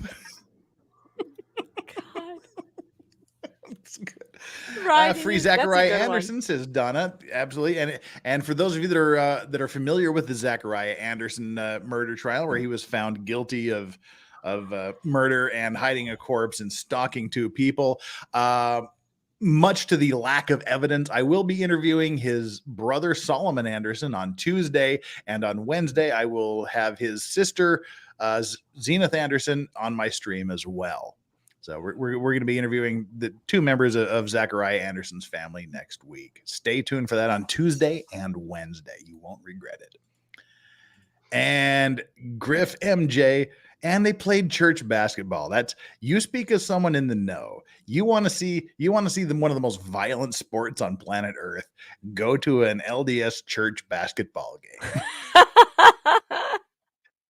They're pretty brutal. That is clearly someone who knows. Amanda, yeah, so seriously, guys, don't miss Tuesday and Wednesday. Solomon Anderson on Tuesday and Zenith Anderson on Wednesday. Oh, chat, you guys are so funny. Oh my God, you make me hurt. So hurt me, gag me with a spoon. Right. This week, Paltrow's defense attorney Stephen Owens often clung to the tissues, grabbing multiple at a time or holding one in his hand while speaking. At times, he even wore a mask, removing it to blow his nose. After less than 3 hours of deliberation, jurors returned a verdict. All right. That's the end of that little bit. I can't believe they didn't show any of James. What the hell? What the hell? I guess because he didn't make an ass out of himself. He was just so smooth and good. So, well, and for those of you that miss Steve Gosney is the man. Steve Gosney is here. This is one of my favorite clips. I love this. I love this clip. Oh, wait, how can I embiggen it? Hang on, I have to like. I love this clip. We were laughing so hard. This is This is the moment Sanderson lost this trial, and this is also when I fell in love with Steve Owens. Oh God! All right, here we go. Wait, I need to. Rumble is the worst. Rumble is weird in the beginning. For adjusting their screens. You can't get it. You can't get it to really fully embiggen. You can only get it to go like there. There we go. There. Upon filing your lawsuit. Now, this is because he's saying he was traumatized by this. He suffered a severe brain injury. His whole life was ruined. Yeah, he's possessed by Satan or some shit after this. Yeah. He can't remember anything, and it's like everything like old people complain he has about no happened. Balance. Because, Remember, he's he has 69 no years balance. old. He has a memory problem. His back hurt. This is so meta. Watching me, I'm here watching me. But this was such a great exchange. In a press conference, compare my client to King Kong coming out of the jungle. Yes or no? Gwyneth Paltrow is like King Kong coming out of the jungle.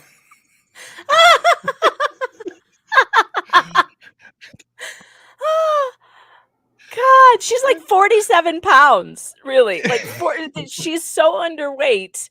I think I could pick her up. And she's like King Kong coming out of the jungle. Speaking of King Kong coming out of the jungle, Flux says, "You went to Peru? Was that cool?" I love it when was that cool? Was that cool? I love Steve Owens. Did you do that? Did I make up those words, or are those your words to the press? I'm not sure, but probably sounds familiar. Do you dispute it?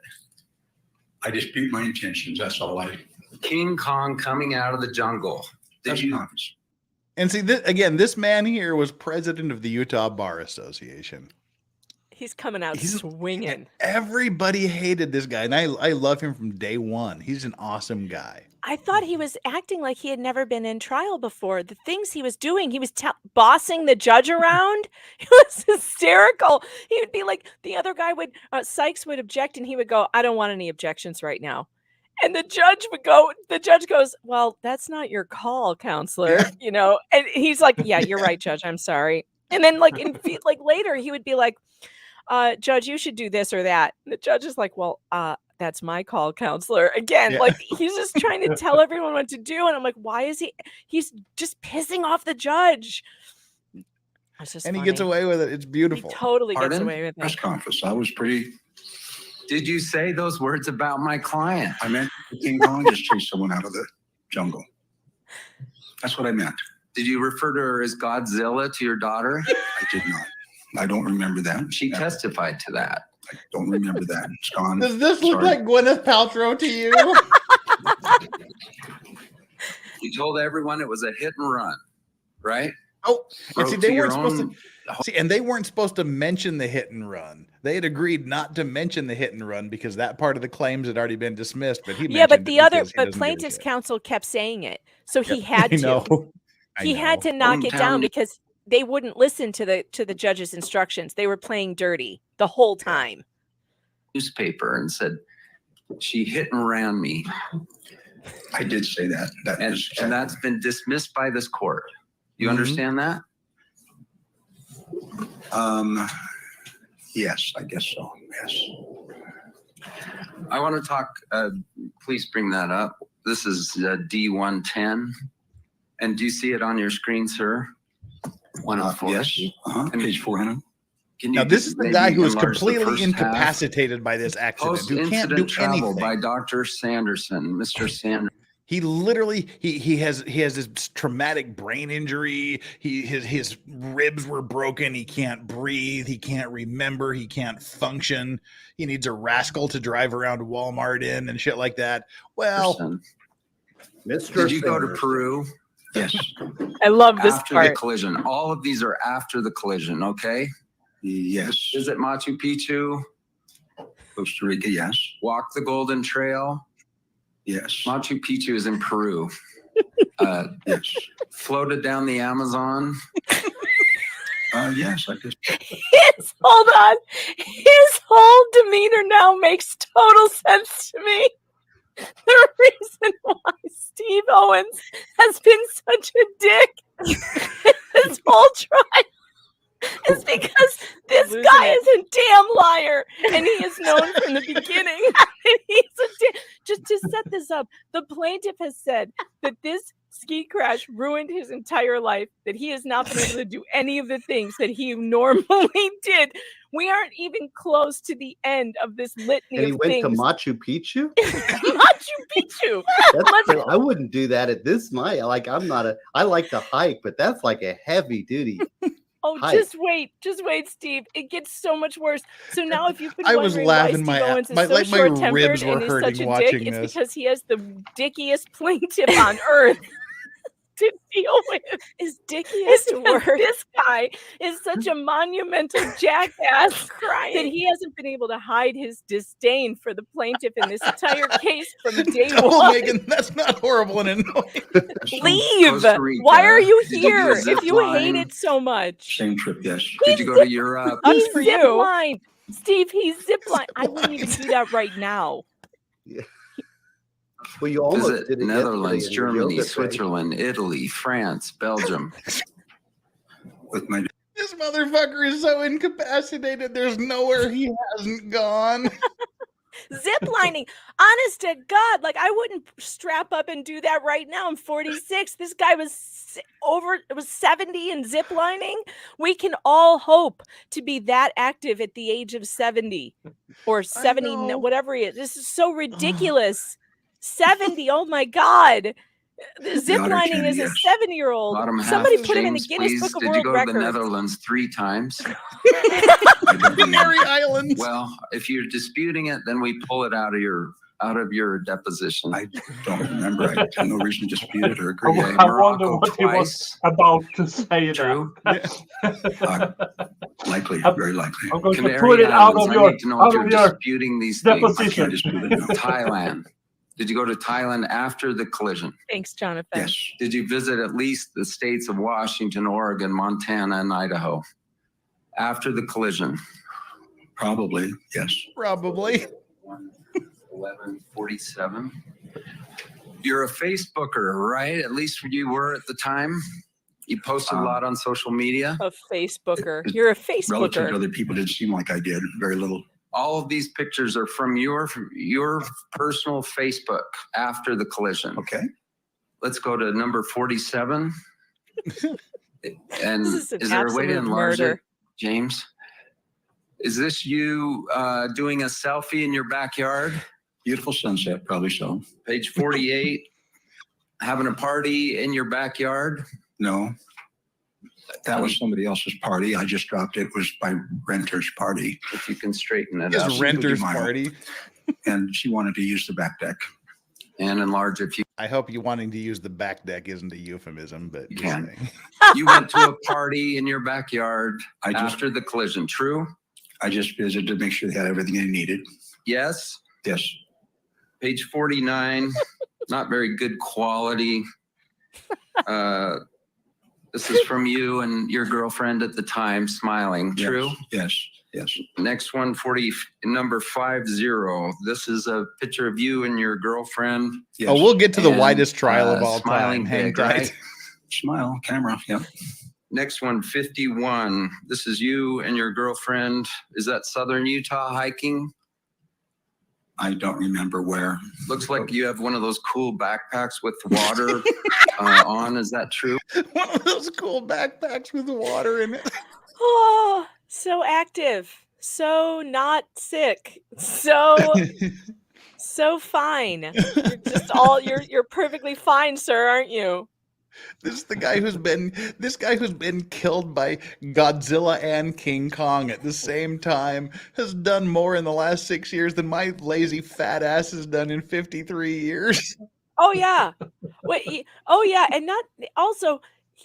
How is it that he's trying to make wasn't it his daughter that got on the stand and said, when I saw him, I was surprised there wasn't drool coming out of his mouth? She literally said that.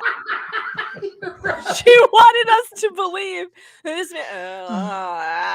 And honest to God, this goes on for like 8 more minutes.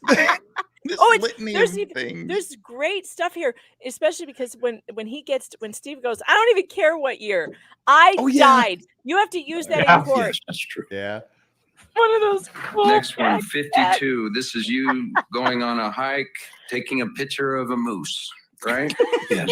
Nothing like fresh, cool air, a running brook, and easily entertained and hungry company. And traumatic That's brain injury. your personal post. Is that true? Yes. This is very 53. dangerous. This is another You shouldn't picture go of you around on them a if you have a hike. brain injury. True? Yes, trying out my camera, saying smile. Every one of these pictures is after the collision. Page Yeah. 54.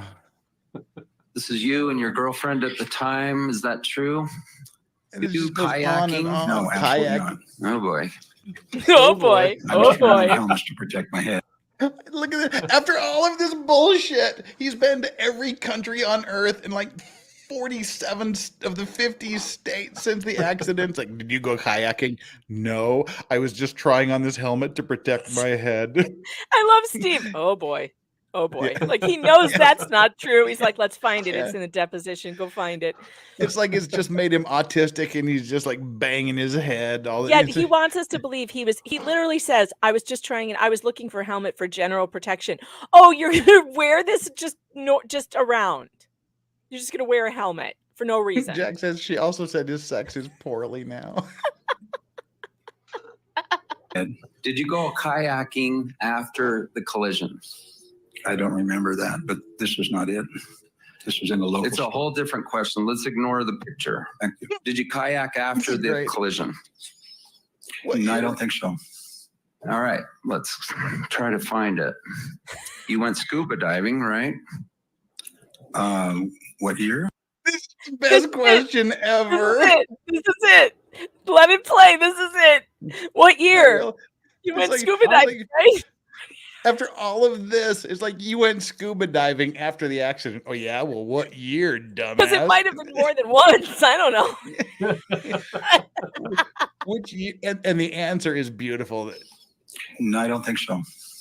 All right, let's try to find it. You went scuba diving, right? What year? After, I don't even care what year. After the collision, I could go sometime after.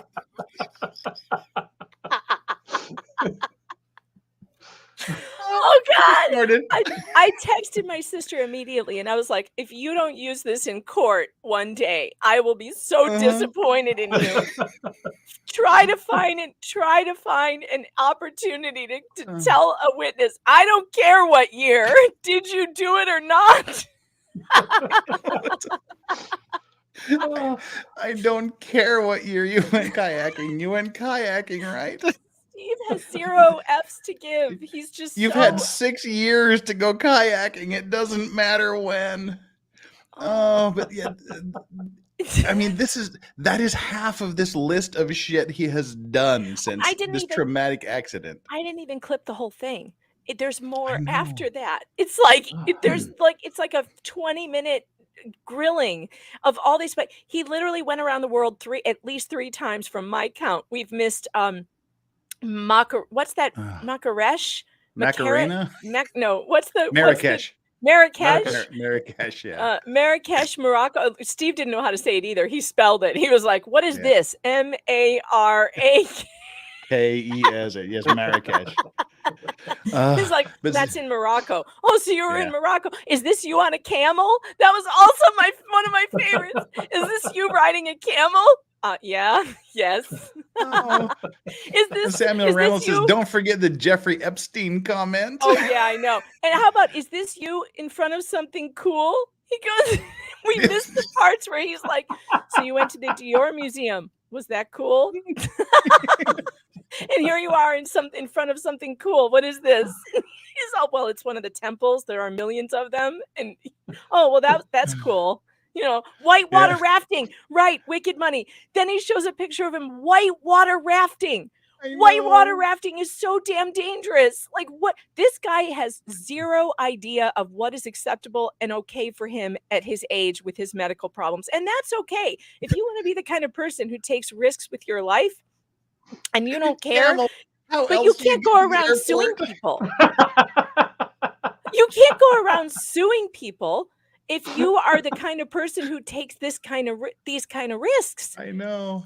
This is so ridiculous. Sir, is this God. you wrestling an alligator? Jillian. And I wish I was drunk says, "This genuinely feels like a piss take." It does, doesn't it? And Lacey Pettit, thank you so much for the $30 super chat. That is so appreciated. Love this panel. Jeff, quick wit, unexpected rants, and all the wisdom. Megan, my hero, best attitude and authentically herself no matter what. Nicholas, such a chill vibe and someone who gets along with everyone. The dog's Friday feels. Thanks, Lacey. Oh, what a sweet comment. Even though he's such an asshole, and even though he brought these claims, even though he did this, what would be his motivation? Why would he do this? Why would he think? Well, let's listen to it in his own voice. Own words. Why? Because he told own you why he did this. Oh yeah. And it's not the money, because he obviously has a lot of money. I'm stealing all of this shit from Megan's Twitter feed, by That's the way. fine. That's fine. Copyright claim me, bitch. Let's get it on. I love you. Let's start some drama. I'm classifying as an insult, but it's absolutely ignoring me. Ignorance. Oh. Don't do that. That is weird cadence. It is absolutely ignoring me. He was ignored because she went, "Oh, he's not fucking dead." And the ski patrol told me to go down to the bottom of the mountain. So she didn't cater to him. She didn't blow him there on the mountain. She just went down and did her thing. And so he was ignored. He didn't get the star treatment from the celebrity. So therefore he's bringing these claims. He did it because of ignorance. She ignored me. How could you make the word ignored into like 7 syllables? And the way he says ignorance. It's weird. It's like, that's really not the use of the word ignorance, by the way. It doesn't mean to ignore. It means to not know. It means he not know. He did have traumatic brain injury. You have to, That's the only word he mispronounced, though. And he did it on purpose. It was, he deemed her ignorant because she ignored him. That's really what he was saying. I deemed her ignorant and she ignored me, and I'm going to make her pay. I'm going to make her pay for it. I'm going to drag her through a major court drama for 7 years. I mean, this is Jenny, by the way, Jenny. Who can we turn to? Can I turn Jenny. to? We need Jenny. I wish Jenny came to trial, but obviously her sisters talked her out of it or, intimidated her not to come. Jenny had the goods on Dad. Jenny told the truth. My dad will make stuff up to get attention. He's controlling. He's, mean. And he obviously is spiteful. And Jenny told the truth. Well, and then they all got up. They all got up and LBF killed syndrome, Jenny little on the bitch feeling stand. got hurt syndrome. Yeah, they Yep. killed Jenny. Yeah, well, they tried to Jenny. kill Jenny on the stand, but I think the rest of us thought Jenny's the only one in this family who tells the truth. The rest of them are all my truth, her truth. Oh, that's the way I honor her truth. Like, oh, that's just a way to say you're a freaking liar. I'm Yeah, trying so hard. there was a not to lot swear, of Jeff. that bullshit truth. Oh yeah, there was a lot of that bullshit his truth thing. Yeah. Ugh. By the way, I wanted to comment on what you were saying at the beginning of the Holy stream Christ. about YouTube. Oh, What? Oh, I thought I just closed all 19 windows that I need to get through tonight, but I just minimized them. Sorry, had a minor heart attack. It's like Steve Martin there in what was that Cyrano de Bergerac movie, Roxanne? It's like having a minor heart attack, but now I'm recovering. No, but I just wanted to tell you about YouTube. You were saying Yes. you were complaining about what Yes. YouTube does to us, and here I'm trying very hard not to drop F-bombs on your stream. But I've given up on my stream, which is why it's hard for me to keep my language correct. I've given up totally on my stream. I don't even bother monetize my streams anymore. I don't even click the button because they won't monetize them no matter what. So I got age restricted the other day for playing blurred out footage of the Tennessee shooting. Yeah, that's what It I was told my chat. blurred. I'm gonna get age restricted because I ain't blurring it. We're showing that. It was blurred. And look, I even said, I'm like, I'm going to review this first to make sure it's not gory before I put it up on the screen. And then I'm like, oh, it's blurred. It's fine. It'll be fine. Oh no, I got age restricted. But I bet that they didn't age restrict NBC when they played it. And I bet they didn't age restrict CNN. So all I'm saying, Jeff, is I don't know why you're trying to please the gods of YouTube. You're never going to do it. They're never going to give us our due. They're not going to allow us to be treated the same as other news channels. It's just, Because it just is I what it like is. the 75 cents I get in ad revenue from my videos. Yeah, exactly. That's the other thing. It's like the click rate that you're getting is so minuscule compared to the super chats and the rants and the the memberships. So again, this is why, audience, it's so important that you do send the super chats and that you do support the channel, because YouTube doesn't allow us to make money the way that everyone else does. So thank you for doing it, because it is appreciated. Yeah, and that's why I have to be very careful on my streams to not say the words I want to say. When I showed the Alan Brown trial this week, I had to skip parts of the trial from court TV, from via Law and Court. I have to say that word. I'm starting to say Law and C word. Can I say that? Yes, in 15 minutes. Now, see, Rose says YouTube's updated its terms of service. No guns. No drinking? You can show videos of guns. You just can't be holding one yourself. No smoking. You can smoke as long as you're not glorifying it. I mean, there's what about the drinking? The drinking, yeah. Again, it's like if you're engaging in inappropriate, like dangerous behavior, that kind of thing. It's to degrees, and it's like That's no bizarre. certain curse words, but like within the first 12 seconds or in the thumbnails, you just kind of have to. It's very strict and weird, and they don't apply it evenly to other people. Okay, they don't apply it evenly. That's always been the problem. They just go after the channels that they consider to be problem channels. Why is it that none of my audience that subscribes to my YouTube gets my notifications?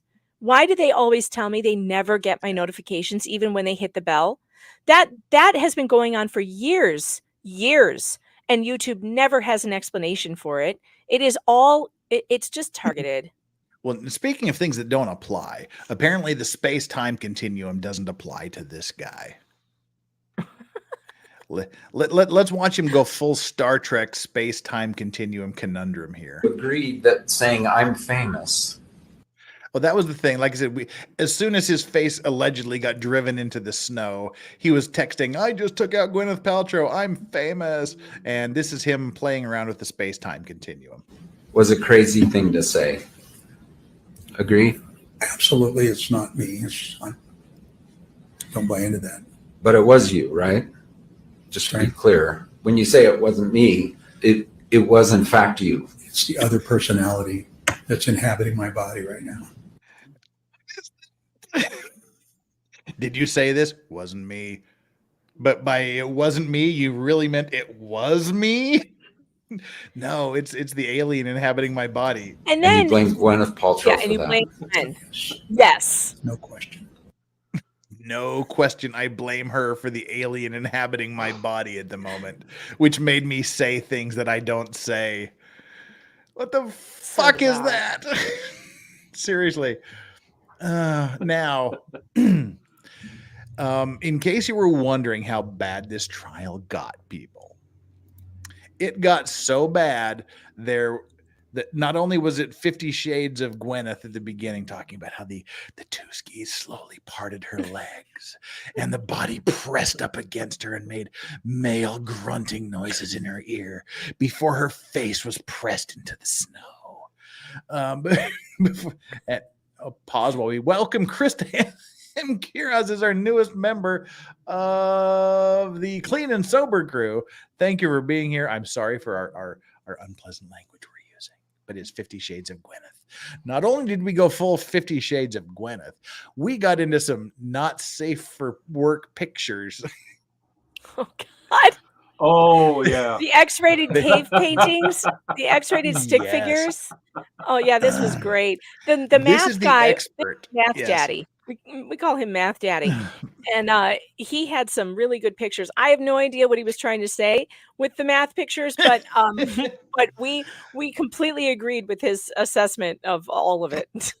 I wish I could have found the video of him drawing it because it was so funny when he made the frowny face on the guy. But we just have to pirate your picture again from your Twitter feed. This was the expert that was trying to explain what happens when you get clipped from behind, like, some guy running into the end zone with a football. So you get taken out at the knee, and that lowers your center of gravity and makes you fall backwards, not forwards.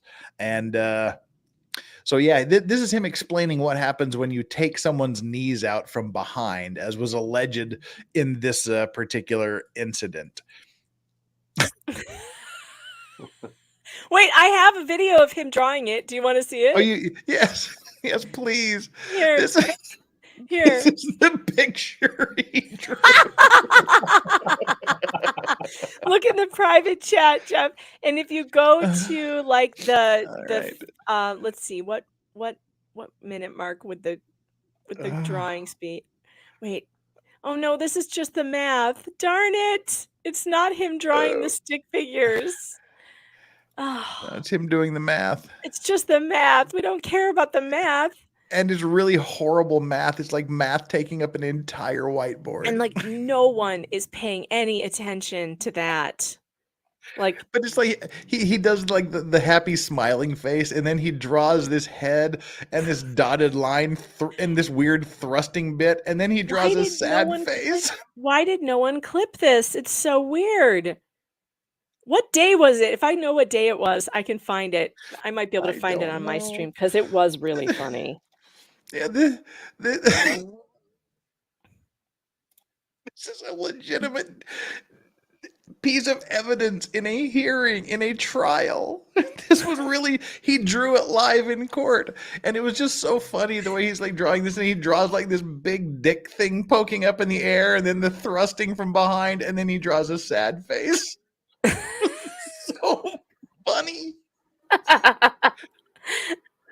And this was all to show that if you get hit from behind in the knees, it makes you fall backwards and be sad. But it certainly didn't look like that when he was drawing it.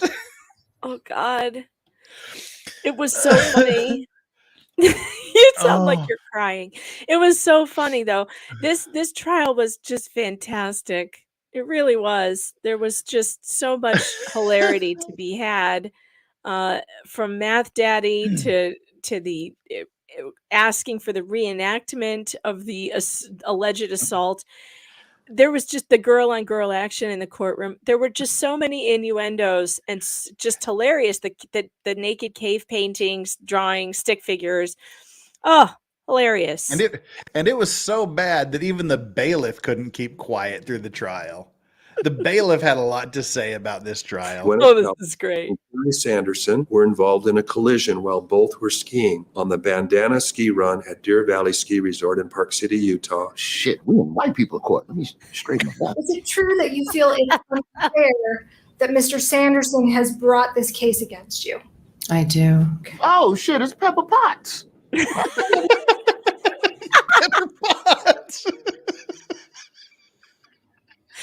Oh, you know her real name. And he has deterred you from enjoying the rest of what was a very expensive vacation.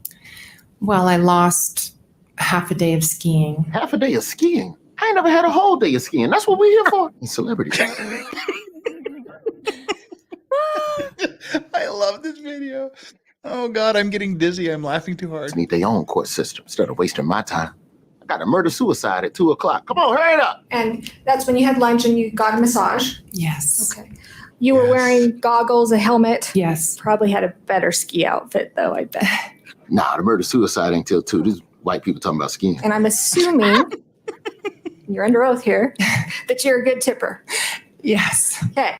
This is such lesbian action here. This is just, I bet you like a really good tipper, aren't you?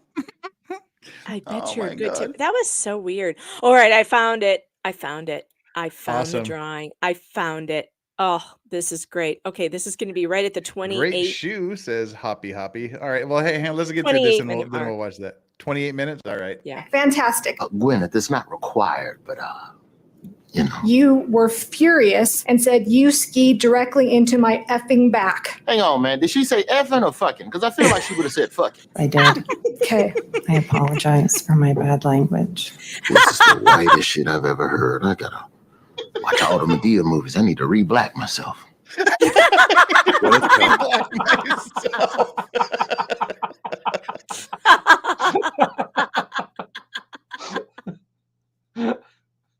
So good. I love that. So I need to funny. re-black myself. He's not wrong. It's not wrong. This was definitely the whitest trial we've ever seen. Two millionaires bitching about skiing. I live in the widest country on earth. I come from the widest part of that country. The whitest part of this the whitest is white. country. This is whiter than that. Yeah. You say this is the 28-minute mark? Around the 28-minute mark, he starts drawing those stick figures. How white is Sweden? I'm tanned. Yeah. You're not even that white in Sweden. Amazing. Amazing. Oh, good gracious. All right, I'm that was fast forwarding funny. here. No, the 28 is where he starts doing the math. Wait, no. Is it? Yeah. Wait. Yeah. No, I I'm saw like 40 minutes here. into it. Wait. 44. He's All right, that drawing makes more around sense. 44. Oh, there we go. All right. We've got the drawing started. Okay. All right, here we go. This is I promise we're gonna get to Trump and Nashville in just a minute. Oh my God, this just hurts too much. Oh, my ribs hurt. All right, here he is drawing. He starts out with like this weird female body part drawing. It's like the weird 6th grade. It's like the 6th grade, like girls in the gym, boys in the cafeteria day. Yes, please separate. Then the person Or no, this is going to rotate. drawing like, what is this? And like the answer is a Mexican with a sombrero skiing down a mountain. I guess this is the bird's eye view. I don't know. Yeah, it's the Mexican with a sombrero skiing down a mountain like thing.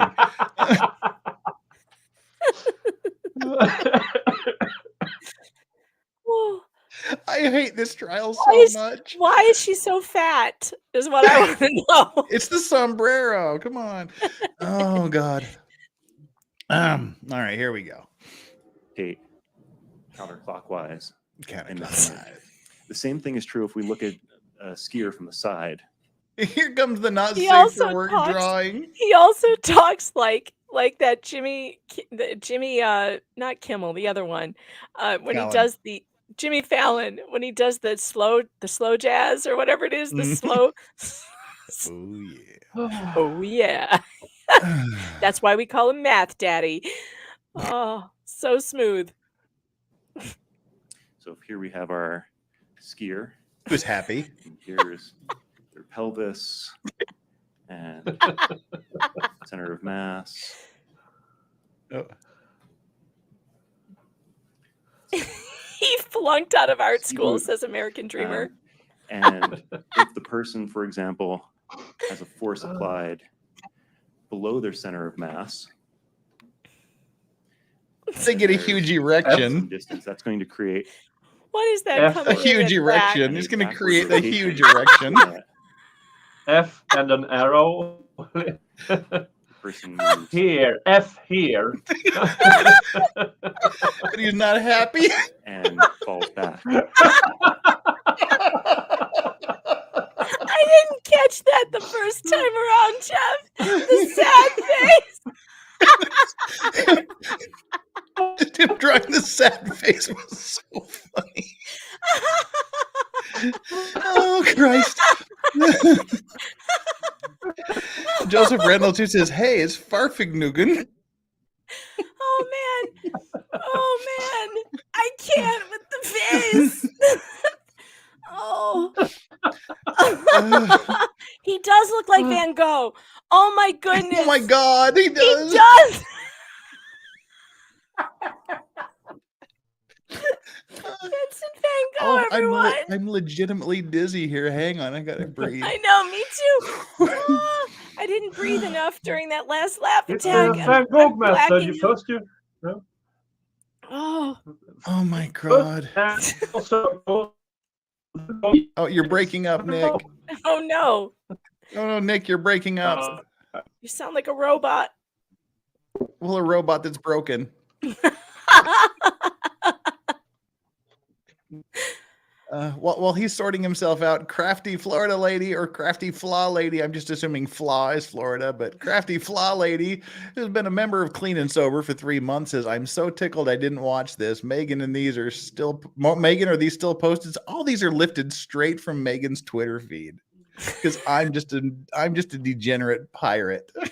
You She can had follow all the me on best parts Twitter summed at up. Megan Fox Writer, where you can find all of this lovely stuff. Please do. Please follow her. Oh my God. Yeah, this was just the greatest picture ever.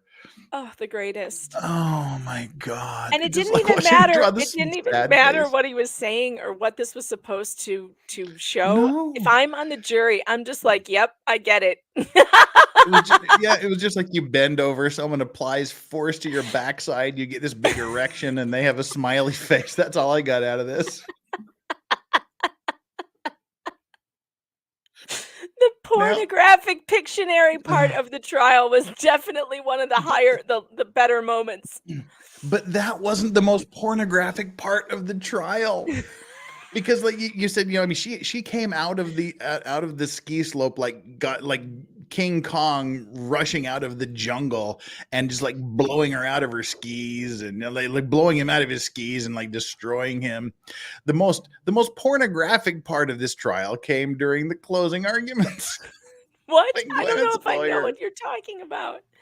And this clip is also courtesy of Law Talk with Mike. This was the most pornographic part of the trial when he was explaining how when Gwyneth Paltrow's lawyer was explaining what happens when you hit with the amount of force that was alleged to have happened in this.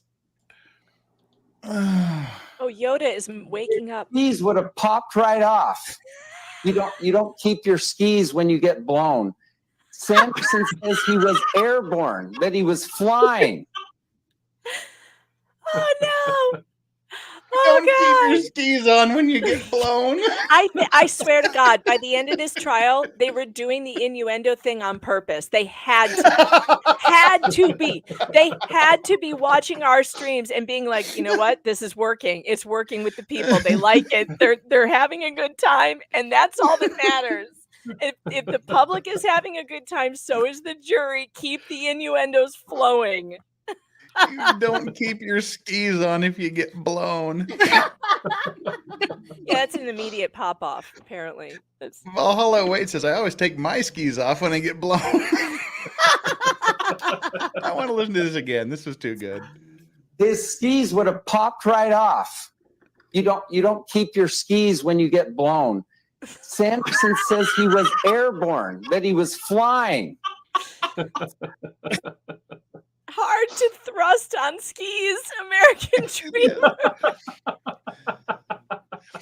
This is the great. I'm sorry, but Nick Rekieta, he missed out on this trial. How on earth did he not start covering this trial after the girl on girl action day? How?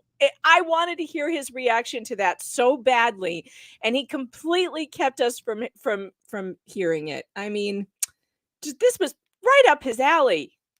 So to speak. The perfect trial for Rekieta Law, and he skipped it. I'm very disappointed in him. Oh my God. Well, that ends that particular story.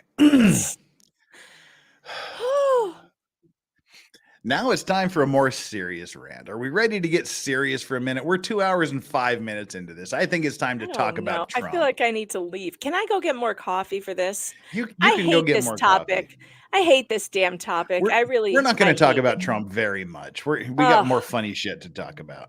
You know what? Let me just say this one thing about this Trump indictment.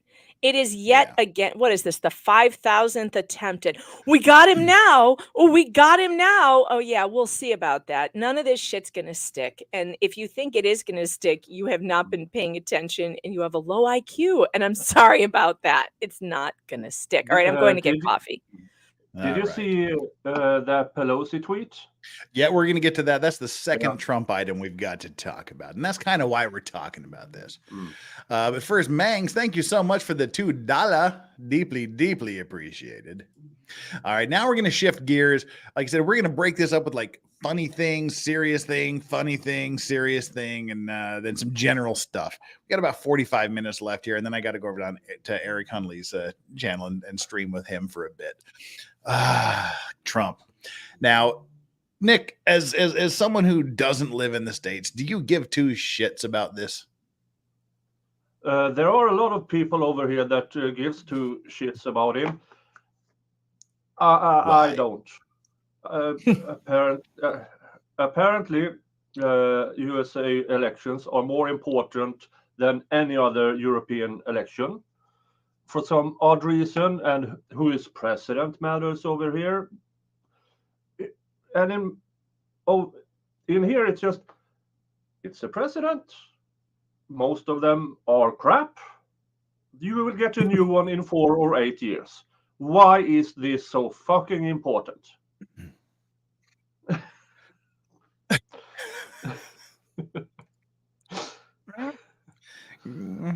Can't answer that. But well, so we all know, everybody on Earth by now. Hang on. Thank you for the laughs this morning. Hey, settle down. We've got Nick's trial coming up after the Donald Trump story. We've got more laughs coming. We've got more laughs coming after we breeze through this Donald Trump shit. So yeah, strap on your skis, get blown, and let's talk about Donald Trump. Here goes. Let's see if we've been redded by. Are we still in yellow, or have we been given full red status by YouTube at this point? Nope, we're still on limited ads. We haven't been completely demonetized, so there is that little joy in our day. So we got the hang on, we got one more super chat coming in. Where'd it go? Yeah, Nick gets it, man, says Wild Red 1905. And see that, and that's kind of one of the things I like about being here in Korea is I am genuinely a man without a country. what happens in America really doesn't affect me that much at all. And I have no particular ponies or monkeys in this particular Korean circus. So I'm kind of isolated from either side's political sphere. And I kind of like that because, one, I don't have to worry about it if I don't want to. And two, I can say pretty much whatever the hell I want. And it doesn't really affect me or anyone around me. But as we know, Donald Trump was indicted today by a grand jury, excuse me, and charged with 34 counts related to business fraud. I've got problems with that. I've got two problems with this whole thing, and we'll talk about those after we kind of burn through this one article. They're in something of shock, says Haberman, on how Trump advisors are reacting. Donald Trump faces more than 30 counts. Why don't they just say 34? 34 counts related to business fraud in an indictment from a Manhattan grand jury. According to two sources familiar with this case, the first time in American history that a current or former president has faced criminal charges. Keep that in mind because I have comments about that. Trump is expected to appear in court on Tuesday. The indictment has been filed under seal and will be announced in the coming days. So we got to wait a little bit to find out exactly what the charges were. The charges are not publicly known at this time. Manhattan District Attorney Alvin Bragg's office has been investigating the former president in connection with his alleged role in a hush money payment scheme and cover-up involving adult film star Stormy Daniels that dates back to the 2016 presidential election.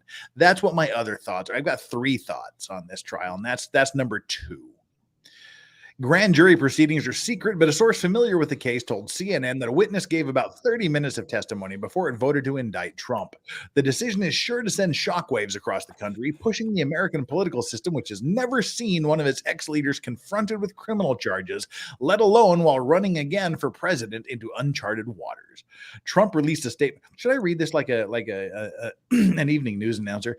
Trump released a statement in response to the claiming it was political persecution and election interference at the highest level in history. I believe this witch hunt will backfire massively on Joe Biden, the former president said breathily. The American people realize exactly what the radical left Democrats are doing here. Everyone can see it. So our movement and our party, united and strong, will first defeat Alvin Bragg, and then we'll defeat Joe Biden, and then we'll go to the White House. Oh, wait, that was Joe Biden. Never mind. Sorry. Your news voice sounds like your porn voice. Yeah, it does. I was going to say. But that's how all the female announcers talk in the news. They get very breathy, and they have to do that special delivery for the happy end. Anyway, anyone can... Sorry, Don't you just normally shoot your president if you're unhappy with him? No, we don't. We don't even joke about that. We don't even talk about that. Even in Korea, I Great don't way joke to about get it. this dream Shame on heated. you. Shame on you. You're banished. You're banished. We don't I even disavow. talk about Disavow. Okay, this is a new Nicholas. The old clone was disposed of, and now this is the new, more rational one. Everyone can see it. So our movement and our party, united and strong, we will first defeat Alvin Bragg, and then we'll defeat Joe Biden, and then we're going to throw over every last one of the crooked Democrats out of office so we can make America great again. Yeah! As Joe Biden said. Trump was caught off guard by the grand jury's decision. That was like a Howard That was Dean Howard Dean. That's scream. right. Yeah, it was Howard Dean, not Joe Biden. Sorry, Joe Biden was just he was just plagiarizing speeches and shit back in '88. Isn't that sad? '88 was like the height of my I'm a super uber liberal Democrat, and I was really depressed when Michael Dukakis had to drop out. Oh, that's So- hilarious. You liked so I Michael went and- Dukakis, with the helmet? Yeah. Well, I can't remember. I can't remember which one Riding dropped out around in a first. Gary tank? Hart. It was Gary Hart or Dukakis, whichever. Oh, there whichever is one nothing dropped. better than the Gary Hart Saturday Night Live Gary Hart skits with Phil Hartman or I think it was Phil Hartman playing Gary Hart. Mm. Nothing better than those. Hilarious. There's nothing better than the real Gary Hart story. I'm running for president. If you think I'm having an affair, why don't you just follow me? Okay. You and your girlfriend sitting on your lap on your yacht. Does your wife know? So I lost him, Dukakis, and then like Joe Biden starts like plagiarizing all of his speeches. I remember there was one political cartoon I in the newspaper, and it was like Joe Biden's inauguration speech. 77 years ago, our forefathers brought forth ... But yeah, so anyway, yeah, that was the Howard Dean speech, which also it's amazing that just one good can sink an entire winning presidential campaign. Trump was caught off guard by the grand jury's decision to indict him. Do you really think he was caught off guard? No, he's been talking about it for 2 weeks. What are they talking about? According to a person who spoke directly A with him. Well, the person. former president, According a to person. a person. This is the state of journalism right now. According to a person. What? They just make this shit up. Yeah, that was the deal. Okay, it went Biden. Biden had to drop out. Then it went Gary Hart. Then it was Dukakis, and Dukakis just got creamed because of the tank photo. The tank photo, and then releasing Willie Brown. What the hell was his name? The guy he released from prison. Was it Willie Brown? Was it? No. The one that Kamala Harris was real DC, into? wasn't it? I don't know. Who was the mayor of DC that That was Willie Brown. He snorted crack with a hooker, and then he got elected again. Yeah, they elected it. They reelected him. I mean, it's like, this is why we are where we are, because you people keep asking for the same old thing. Yeah, it's so long ago. I get everybody confused. So who was the DC mayor that was caught on camera doing cocaine? Oh, you're right, Marion Barry. It wasn't Willie Brown. So it was Willie Horton. It was Willie Horton. Willie Brown is a blues singer. Willie Horton was the guy he released from prison, and it was Marion Barry who was caught on camera snorting cocaine with a hooker, and then got reelected. That's right. Nicholas Marion is like Barry. America. So, all right. Then again, while the former president was bracing for an indictment last week, he began to believe news reports that a potential indictment was weeks or more away. We've been waiting for this for 2 weeks. Come on. Is this a shock today? Hell yes, the person said. The Speaking on person. condition, Always it's so on condition anonymous. of anonymity. Always. And But it's you know so why? anonymous. It's just a person because the person doesn't exist. No, they don't exist. And no one will Nope. call them on it, and no one will ask them. No. I mean, it's Maybe just it's a they them person. Could be. it's a nothing person. The person doesn't exist. They no, just no make this gender, up. no pronoun person. Yeah, okay. This person doesn't exist. I'm telling you. Whenever they say anonymous sources say, it's just them in the newsroom. It's a couple of guys Isn't in the the statute newsroom. of limitations expired? I'm not sure what the statute of limitations are. I'm not sure, but apparently not because they're indicting him. It's a good what's question. the statute of limitation on bribing a hooker? Bragg's office said it is in touch with Trump's lawyers. This evening, we contacted Mr. Trump's attorney to coordinate his surrender to the Manhattan DA's office for arraignment on a Supreme Court indictment. See, New York is fucked up. You don't say. Yeah, like it the is. Supreme Court isn't the Supreme Court. The Supreme Court is the High Court, and the Supreme Court actually isn't the Supreme Court. They call it is it the High Court or is it the Court of Appeals or whatever the Supreme Court is like the middle level in New York has problems. The district attorney said in a statement on Thursday, guidance will be provided when the arraignment date is selected. Joe Tacopina, the defense lawyer for Trump, said the former president was initially asked to turn himself into authorities in New York on Friday, the day after a Manhattan grand jury voted to indict him. But the lawyer said he was surprised by the timing of the indictment and that more time was needed as the Secret Service that protects the former president needs to coordinate his surrender in New York. Surrender, Dorothy.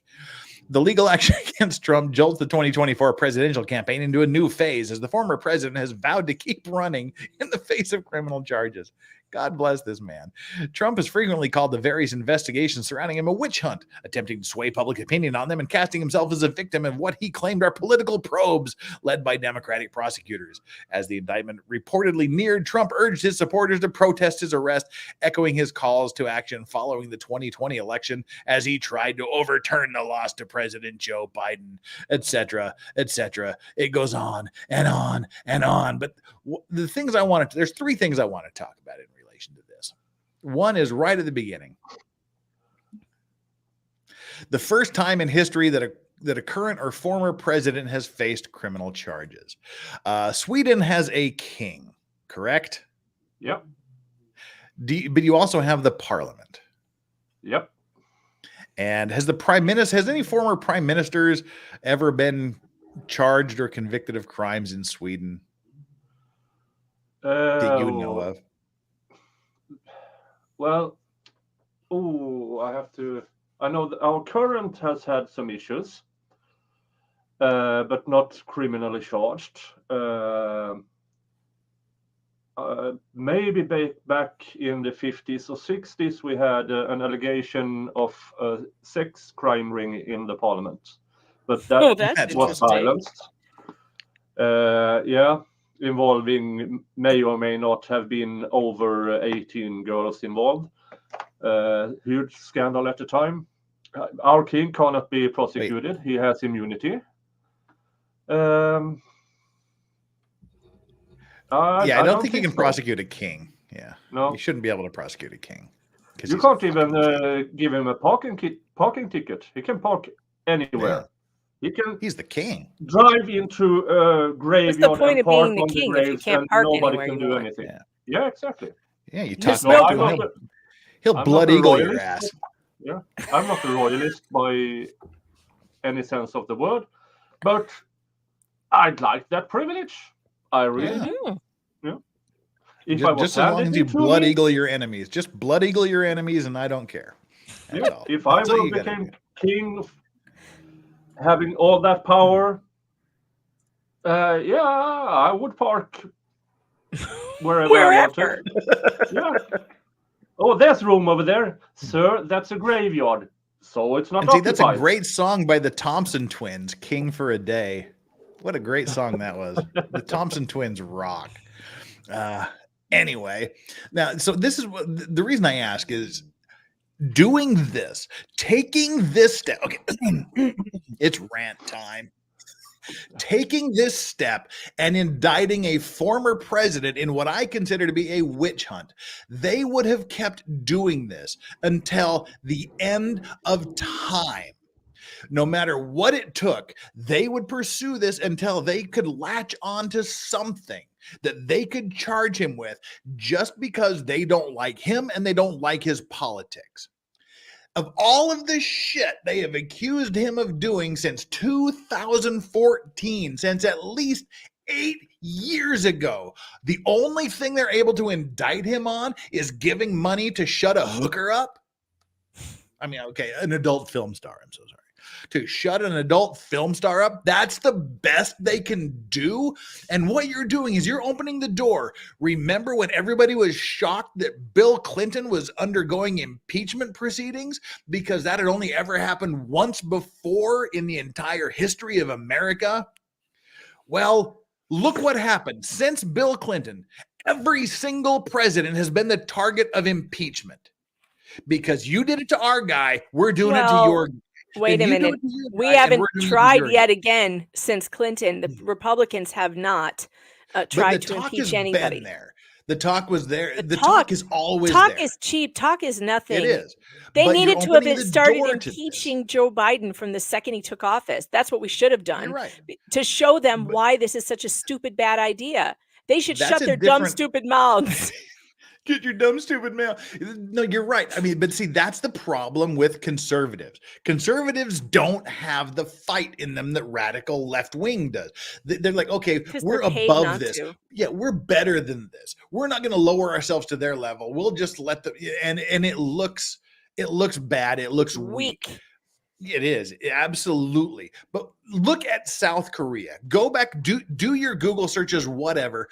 Virtually every single president of Korea has gone to jail because the other party goes after them because you went after them. Every single one except for one. I mean, there's like a couple of random weird presidents back in the day, but you like the one guy that didn't, everybody hated him and they were looking for him. They were looking for a way to indict him. So he deleted himself by jumping off a cliff a few miles away here from my house. And then he became a hero that, we pressed him too hard. But like the last president that just left office a few months ago hasn't gone to jail yet, but everyone else has. And they're looking for reasons. Why would and anybody this is want what you're the job? starting. Why would anybody want the job after that? Well, and see, and that's the second part of this. Not only are you opening the door to now all the Republicans are going to go, hey, you did it to our guy, so we're going to do it to No, your they guy. won't. No, they won't. And they're going They to look won't. into Joe Biden and the laptop and all this other shit when he gets out of office. They can't do it now because he's a sitting president. But after he leaves, he's a sitting duck. And the problem with all of this is what did you just say, Megan? What was your question? Oh, I don't know. Why don't I'm they asking do you it? because I just forgot. I didn't think you could indict senile people. I don't God damn it, know. what was I gonna say? I forgot too. I'm like Shit. Sanderson. I'm aging very quickly.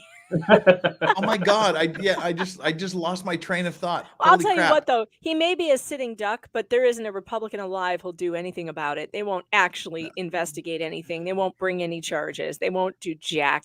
It's Democrats who Pat? will actually wield the knife. They're the ones Help who me will in my drop aged the ways, sword. chat.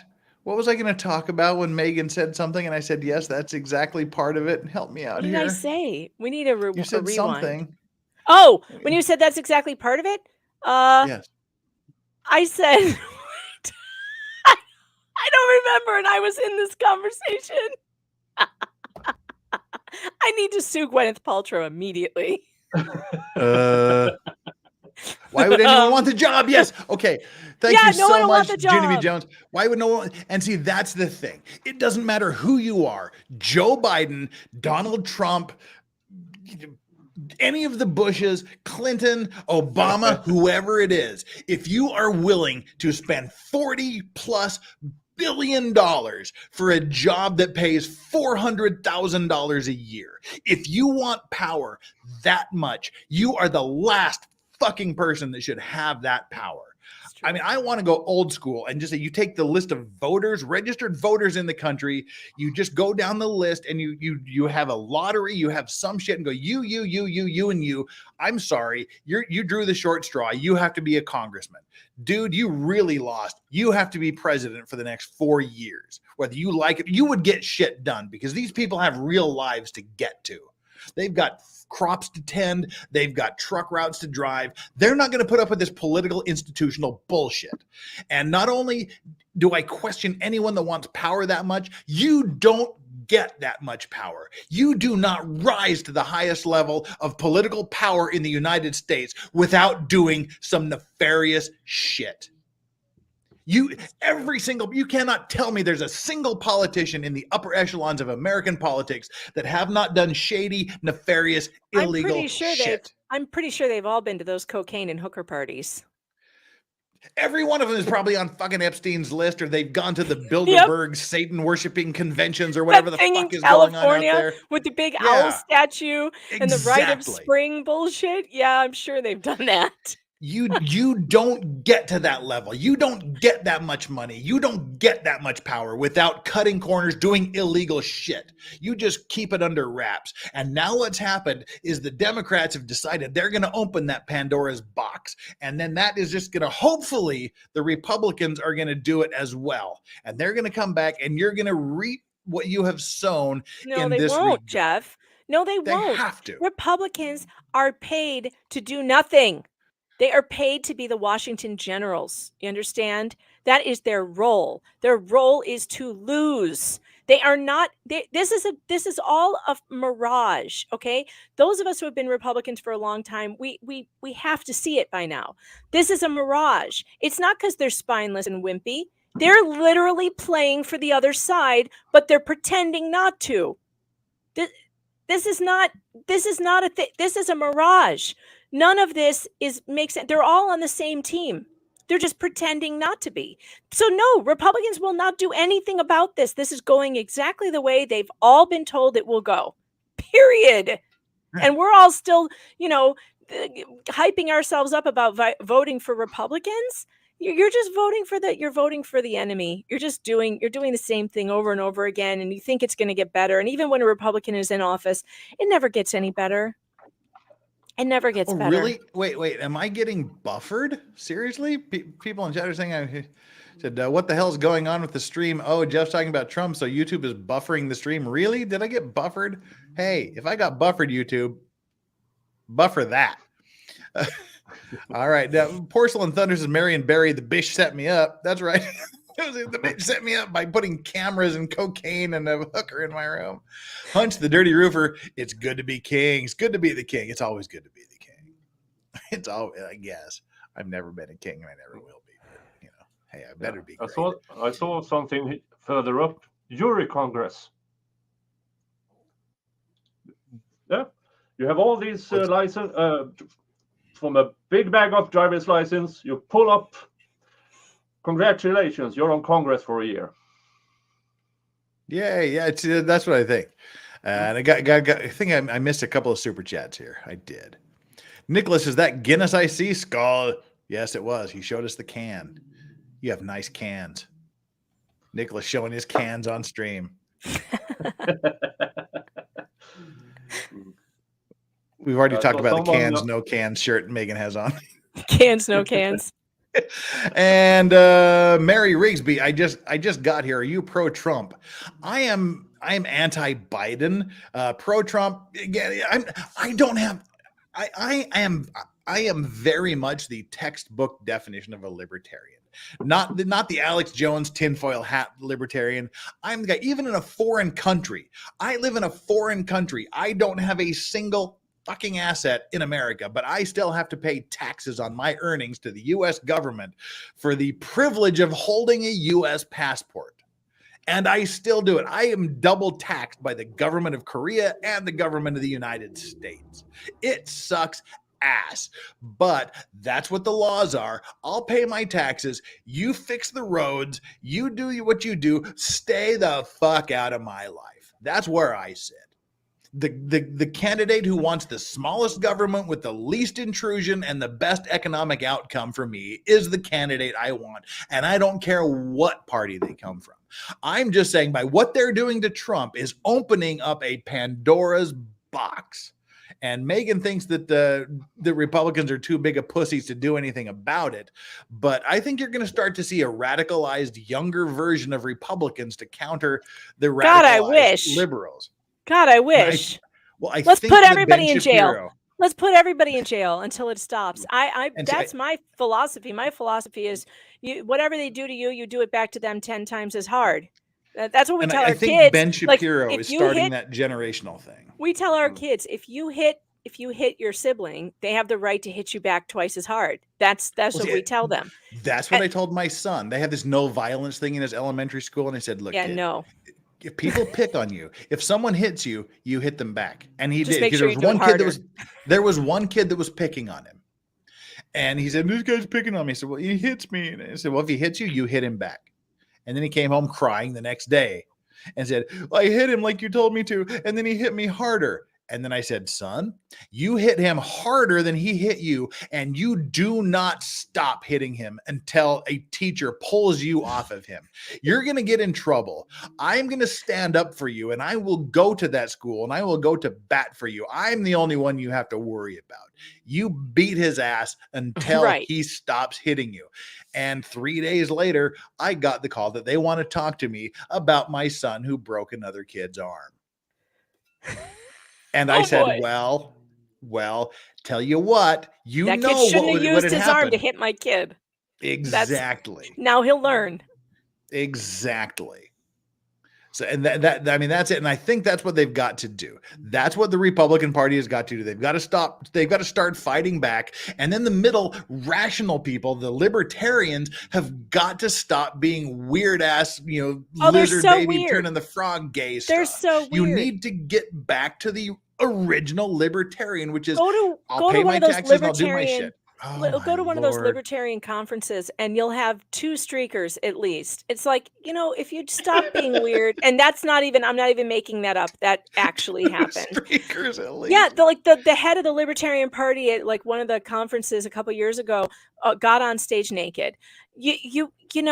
Look, you might think you're being funny, but you're never going to win over the majority of the American public who were founded by Puritans by doing that shit. We understand you're libertarians, you're all about, nude beaches and whatever, but that's just not how you're going to. Absolutely. Yeah, they're too caught up in their vices. to see that you can't connect with regular people like that. Like you just can't. They're libertines is what they are, Yeah. and they can't get past that part. That's why I can't get behind libertarians, because they're not serious people. They're not serious. When is Megan starting her free helicopter ride service, like the Pinochet helicopter tours?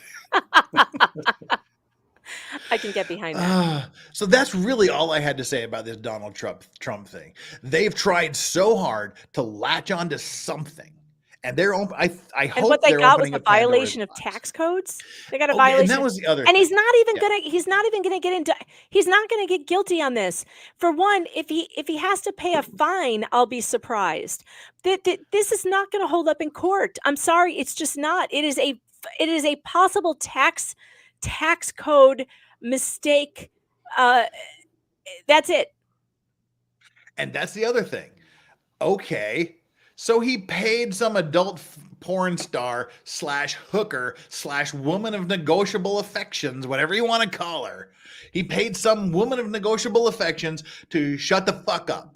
What is illegal about that? And we What don't is even wrong know. with that? We don't even know if, and he didn't even do it, by the way, because Cohen now admits that Trump had no knowledge of what he did. So how do you indict somebody for something somebody else did with your money? Well, that's the old cliche that a grand jury can indict a ham sandwich because it's a one-sided affair. But they should have indicted Cohen. And see, I mean, how is this? I want to see what these charges are. I'm waiting to see what these charges are because I can't 34 imagine. charges. It's all bullshit. I can't imagine how paying off a woman of negotiable affections to keep her trap shut is illegal. And It's I would not. be asking for a fucking refund because she didn't keep her Because effing she didn't mouth keep shut. her mouth shut. I And he know, did I'd be win asking in for a court. refund. He won in court on the defamation thing. Yes. So Yep. the thing, we still don't even know if he ever touched that woman. And I highly doubt it. When you look at the caliber of women that Donald Trump has been able to pull over his lifetime, Stormy Daniels doesn't even rank in the top 10 of the types of women that Donald Trump could get. Sorry. Yeah, and geez. The last point I wanted to make, well, first of all here, well, you do have to network, says Annie L. Well, I guess so. You do have to network. Jeff, you just described Trump's response to the attacks. If you take a swing at him, be sure you take him out. If not, he will swing back 19 times harder. I just hope everyone else. Corn Pop super sticker, great. Melania is beautiful. I got no problems with Melania. Flux says, so happy to see the tax dollars being used for this. At least it's not going to Ukraine.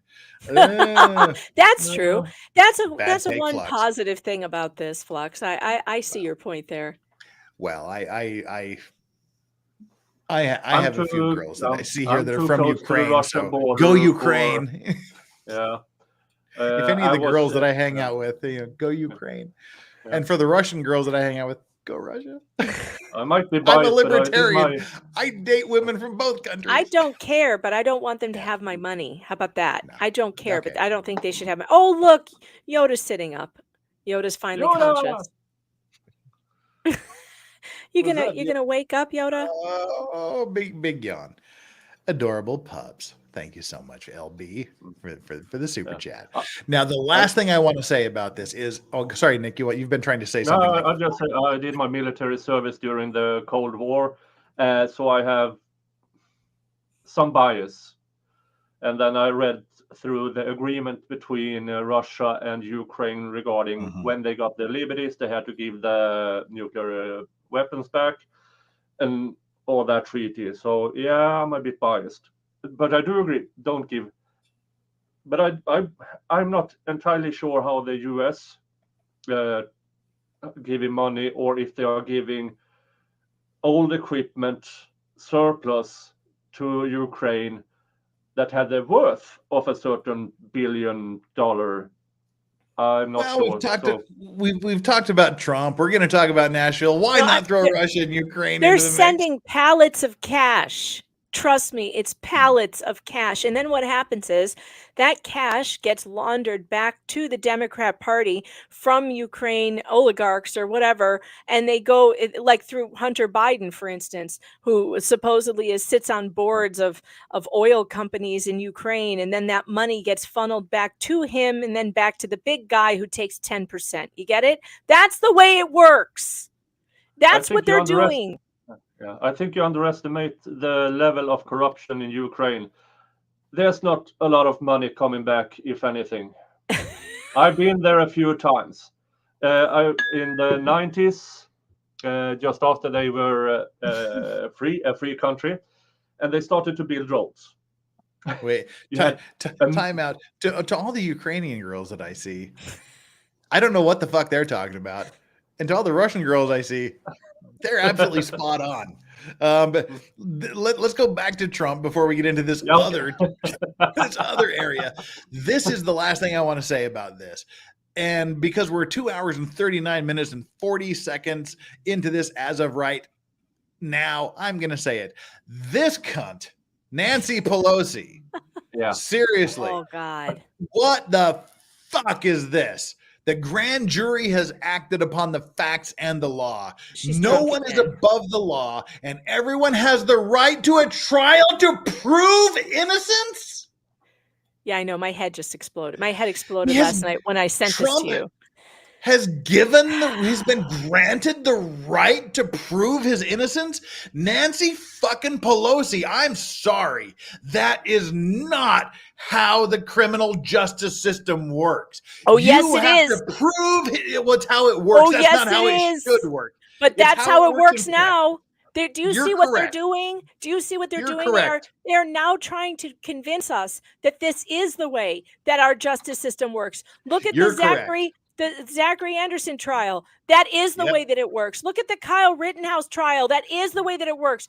Everybody. Murdoch. He just got lucky, Kyle. He got damn lucky that jury saw through it. But I'm telling you what, that is the way that it works now. And so her saying it out loud, pay very close attention. This was intentional. This was not a mistake. They are going to try to change the language in the Constitution. You will be proving your innocence from here on out.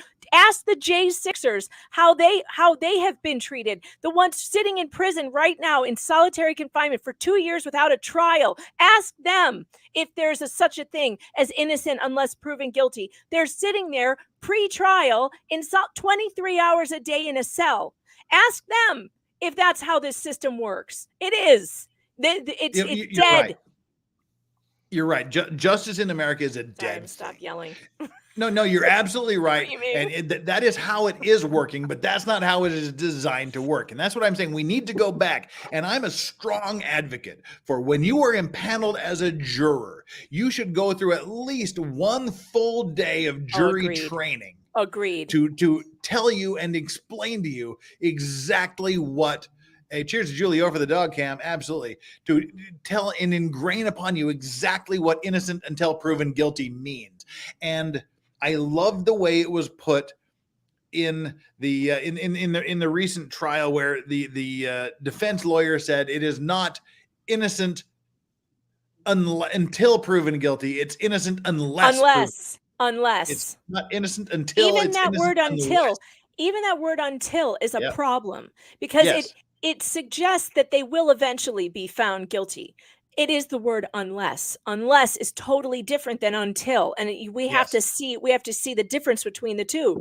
I also really I played that clip the other day. I put it in my PJ Media article about due process, about Gwyneth Paltrow. Actually, I wrote an article about why do you hate Gwyneth Paltrow more than you love due process, and I played that clip of you and Joe.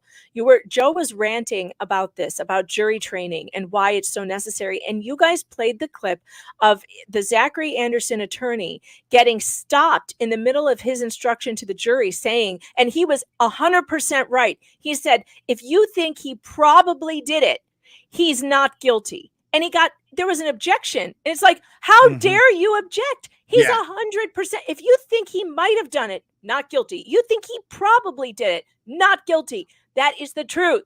But nobody understands this anymore. They are convicting people on probably guilty.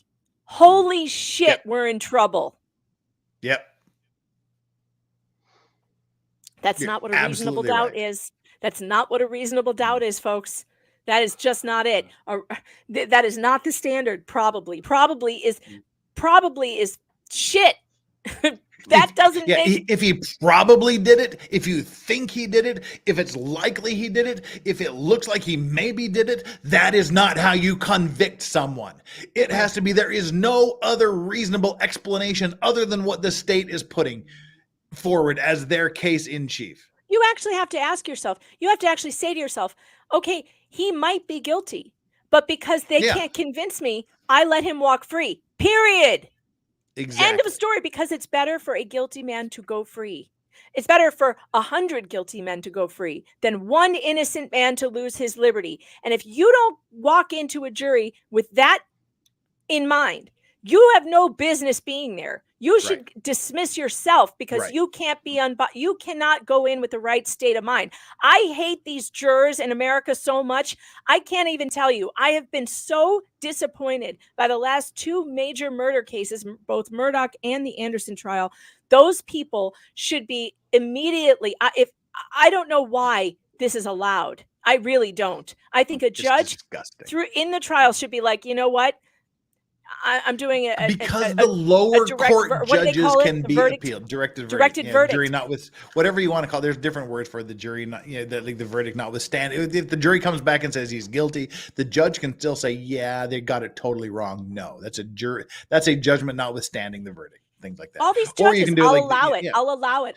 They allow everything. Because they can be appealed. They're like, okay, I don't want to be overturned. I don't want to do this. But if you have any problem, go ahead and take it to the appellate court and they'll sort it out. That's wrong. It's a cowardice. It's weak. It's bullshit. It's totally wrong. And the jurors, can we impeach the jurors? Well, what the hell? I need to talk to Stephen Gosney's jury interviewer woman. I really need to contact her, because he says that she's found some really heinous things with juries after the fact, and we've got to start educating juries. It's outrageous that these people don't know what reasonable doubt is. Yeah, thank you, Gemini the Wit. That's absolutely correct. We're back at the Salem witch trials. Yep. Let's stuff her face under the water. I saw Goody Alice down by the pond making love with the devil.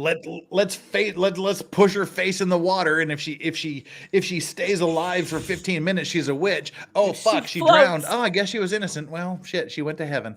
But the Dragon's Treasure says, time for a tea shill. I'm $120 short of hitting $10,000 for my slowest month of the year.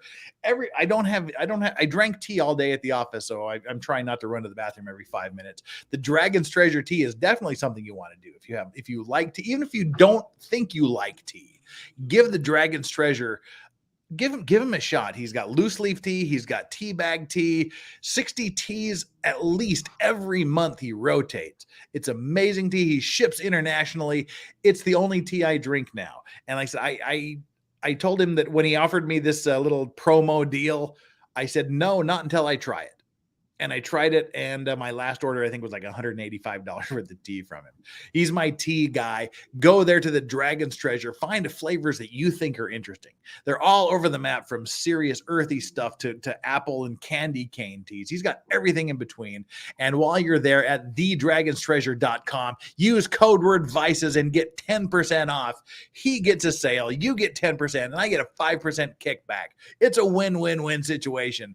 Do it now and shut up. And go there and get teabagged by the Dragon's Treasure. You won't miss it. And Megan Fox has to run at 12 noon, and I should be running at 12 noon because I'm supposed to be over on Eric Hunley's stream, but it's going to take us a little bit longer.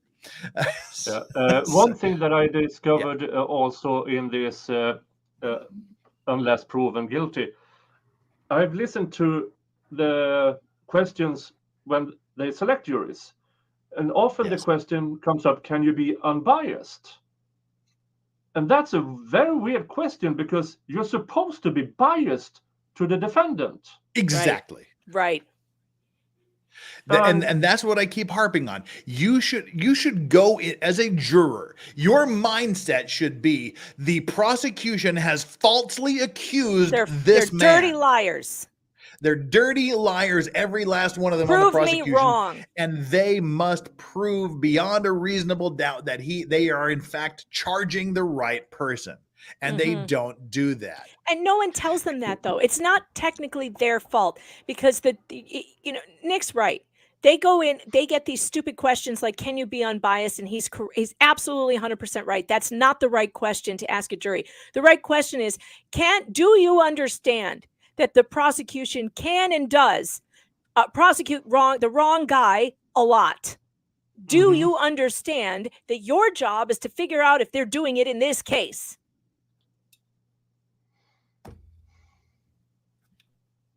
That's it.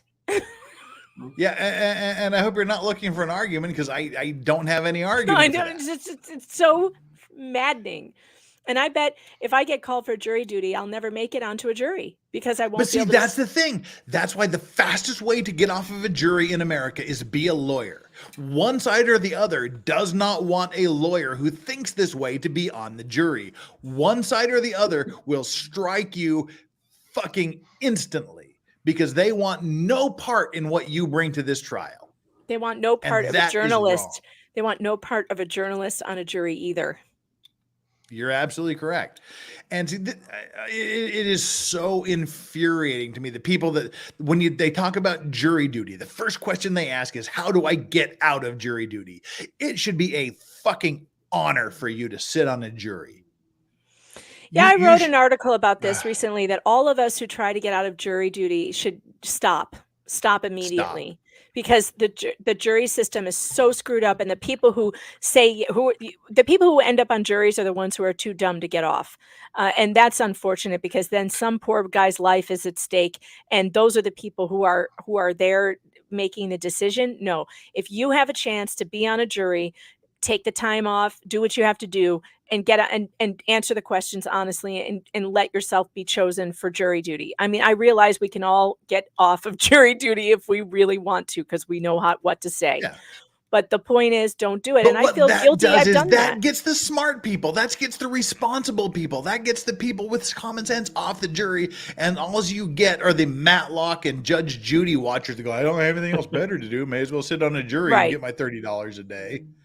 Let me burn through these super chats real quick here. Sarah Price says, love you, Megan. Keep it real. Sorry for being a bitch the other day. You've grown on me. I don't remember you being a bitch the other day, but that's okay. Thanks. I love you back. Jonathan Gordon, when I saw that tweet, I wanted to pull my hair out. Yeah, the Pelosi tweet. God. Freaking preach says, free Zachariah Anderson. It's me, Josie. Thank you so much for that. Flux says, ha, ha, ha, I love him. Keep him. I'm not sure who you're talking about or what you're talking about, Flux, but I agree because you're Flux. BS Simon, you get called out. You get called in for your kid fighting. Bring him an ice cream to eat during the meeting. I agree. Yeah. He didn't get any in trouble. They wanted to suspend him. And I'm like, well, gee, who was the aggressor? And you have insurance to cover this. So fuck off. Corn Pop super sticker. Thank you so much, Corn Pop. Good to see you behaving in chat finally. Fondian, please name a streamed criminal trial where the defendant was found not guilty. Rittenhouse. Well, he said except Rittenhouse in a later. Okay. Yeah, can't. Yeah, it's hard. I'd have to think. And Donna says hashtag free Zachariah Anderson. And there's a couple more that I got here other than Rittenhouse. Oh, there you go. Saw that now. Yeah, I'll have to think about it. Megan is just wonderful. Thanks for the rants, late racks. Thanks, Jonathan. OJ? All right. What was acquitted? OJ was acquitted, but that maybe doesn't count. That probably doesn't count. And that was 28 years ago. So frankly, I frankly feel like, well, in that case anyway, I mean, while we all think that he probably did it, the prosecution did screw up that case and they shouldn't have won it, period. And the prosecution screwed up and he had the greatest defense team ever. And for those who go, money buys you a not guilty verdict. He bought his not guilty verdict. That's some bullshit. And people always like, well, how do defense lawyers sleep at night knowing they represent guilty people? Because sometimes you're not guilty. And if you don't defend the guilty people to the utmost of your ability, then you tell the prosecution that you don't have to defend to the utmost of your ability when someone is innocent. If you give them leeway in the guilty people, you give them leeway with the not guilty people. And for the O.J. Simpson trial, the county of Los Angeles spent $9 million prosecuting him. And what did he do? His defense bills were about $6 million. He was still outspent by $3 million at least. So all his money did is it allowed him to almost level the playing field. When you are charged with a crime, whether you did it or not, you are up against essentially an unlimited funds. bank account. Unlimited, the state government. has. They have unlimited funds to, and if they want you in jail, they will prosecute you and spend as much money as it takes to do it. And forget the fact that they have enough money and as much money and an unlimited resource essentially to do this. The government in most states in the union in all states of the union, they have the power to take away your life and put you behind bars. So you will never. I was watching a documentary of another guy in one of these supermax prisons in Colorado that said the last time he saw a tree was 1998. Jeez. That's the power the government has. And in other states, the government literally has the power to kill you. That's how much power the government has. Think about that a little bit. They are way, way, way over. They have way too much power. Sorry. Smash the like button now says, did you smash the like button? Well, you should if you haven't. And Matthew Self says, Curtis Reeves. Yeah, Curtis Reeves and the Dean, the guy in New Mexico. The ski instructor guy. Oh yeah, that was accused of killing. But of course, his life is ruined. They put him in jail for 2 years. Before that, he was in jail for 2 years before that trial. Yeah, the popcorn shooter Curtis Reeves in Florida, who was the lawyer in the trial we're watching now, the ice cream murder trial. The defense lawyer's lawyer was Curtis Reeves' lawyer. And also the dean, whatever his first name was, Dean in New Mexico, that was accused of killing people. But yeah, it happens, but not that often. But I still think that guy, his life is ruined. I mean, he lost his job, Dean he Cummings, lost his that's career. Right. Dean Cummings, he's what's he going to do now? You know, he lost 2 years of his life. So yeah, I got to run. But before I Megan, go, thank you so much. Since we're talking about due process, I'm going to bring up my book, Believe Evidence, Not Women, The Death of Due Process from Salome to #MeToo. This is a great book. You'll find it on Amazon or BarnesandNoble.com. And this is about why we need due process, why the presumption of innocence is so important, and why and how it's being erased, especially in the last few years.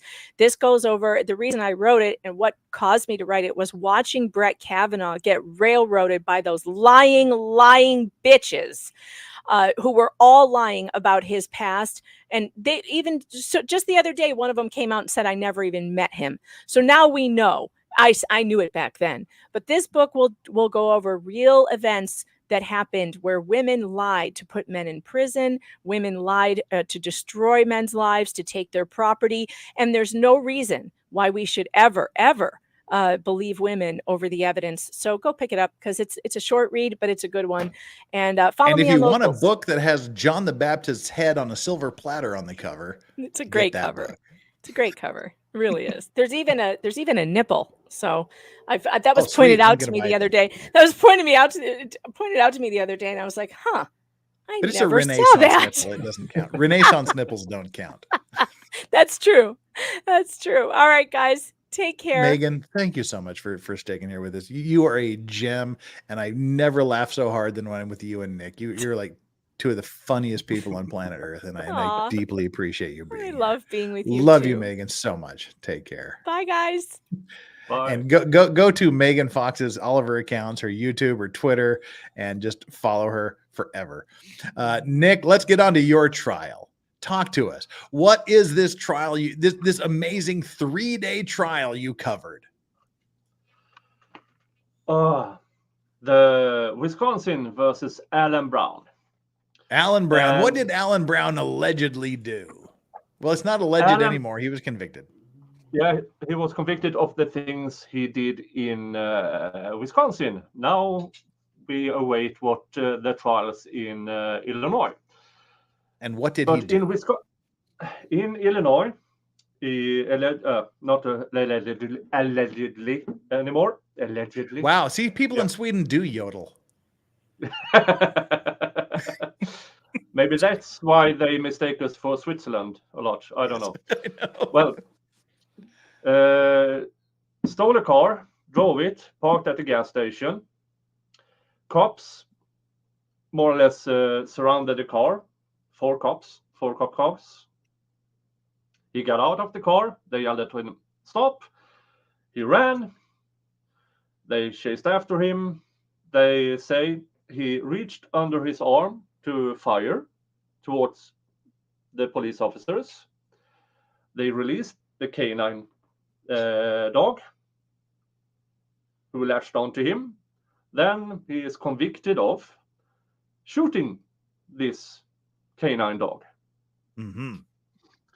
So there were 9 charges in total. He was convicted of all of them because that one shot under the arm, they say, since it was under the arm, all officers were in harm's way, even though they were yards apart. Who shot the dog? He's convicted. He was convicted. There was a dog shot in this too. He shot 2 people and a dog, allegedly. I guess you don't have to say allegedly anymore. Yeah. He missed all of the cops. They found 2 shell casings from a gun that has 7+1 in it, an old Walter PP. And well, the defense did nothing. Did shit, I can say that now, 3 hours in. They had a if you have that clip up, I won't spoil the fun for the chat. I've got a couple. I got a couple of things here. But just to be frank, most of the charges, I can say, even if I were in the jury, I would have voted guilty on most of it. But there are a few inconsistencies.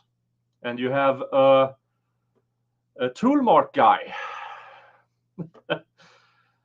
which is shit science, just to be clear with that, who managed, while he was examining the evidence, then he was supposed to put the evidence back in the evidence bags. And he mixed up the evidence bags. Yeah. That was bad. Yeah, breach of whatever. Yeah, it was. Even I want to get your comments on some of this trial here. First of all, like I said, we are exactly 3 hours and 1 minute into this, so I wanted to do a little bit of a grift. You should get on over to Nicholas Starov, Union Rep, Labor Law. That's his title of his channel. Get over there. He needs 1,000 more watch hours to start getting the grift money coming in. So go over there and subscribe to him and just put his videos on replay and loop it all night while you're asleep. Just get those hours up for him. Great guy, great friend.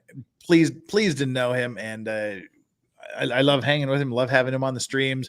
I'm just waiting for the day when I'm worthy to be on one of his streams when the schedule works out.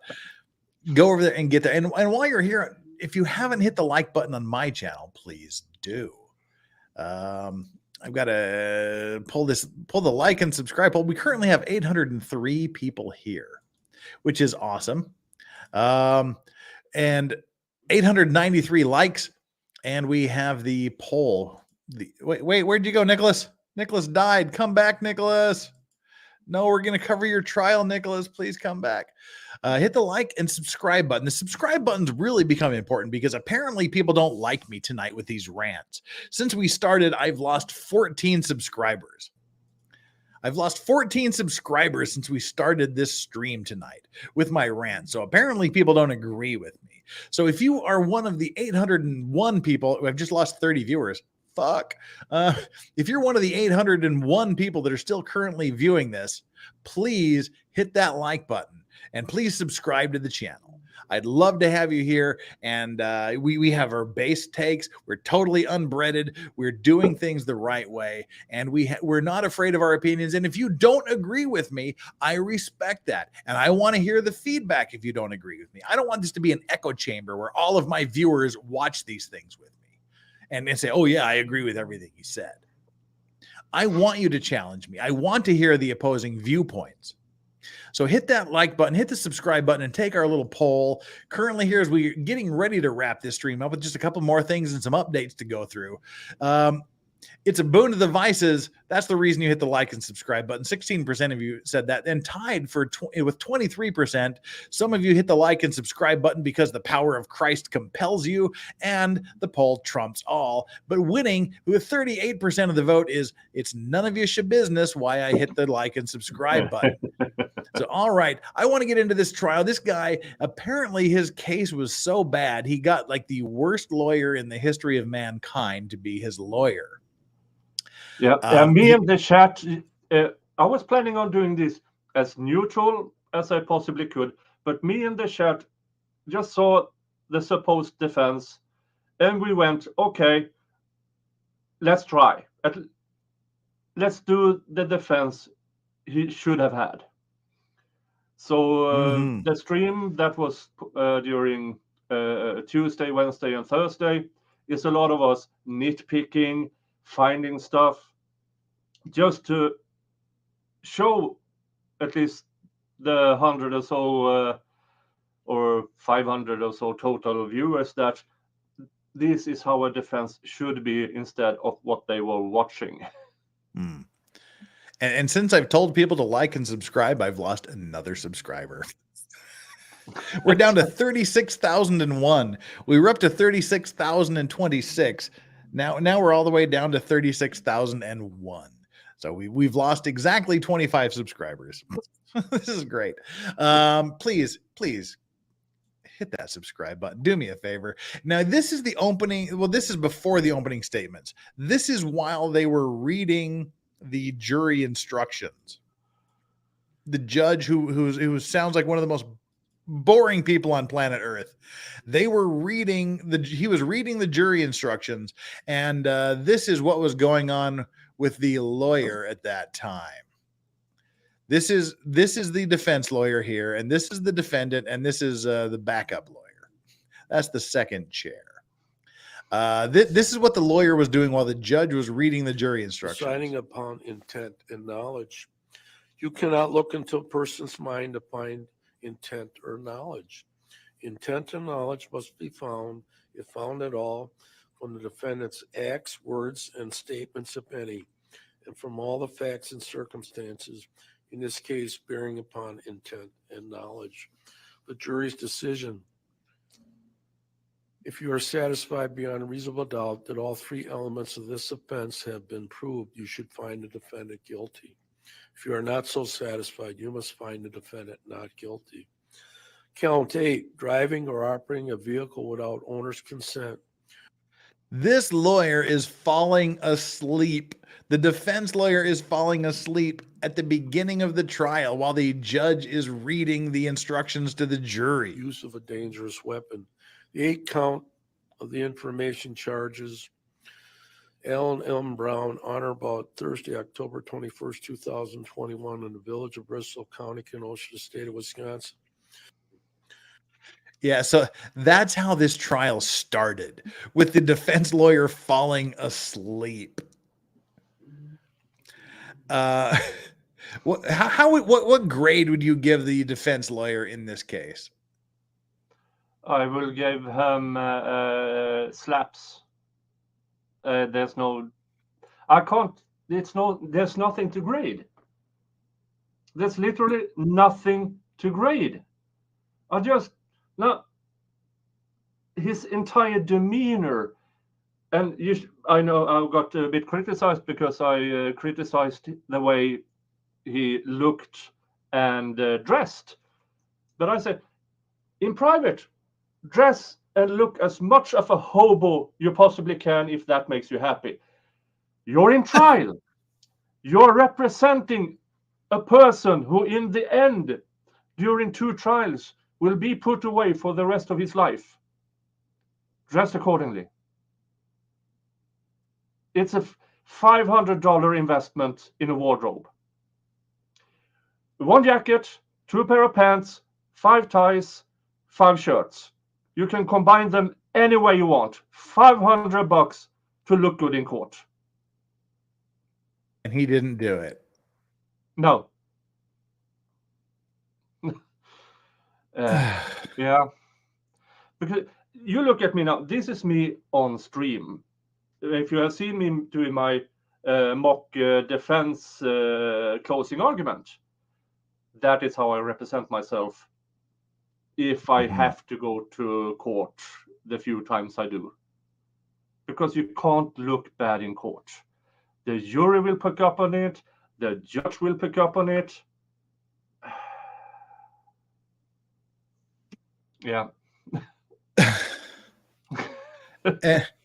And weirdly, I'm having issues here.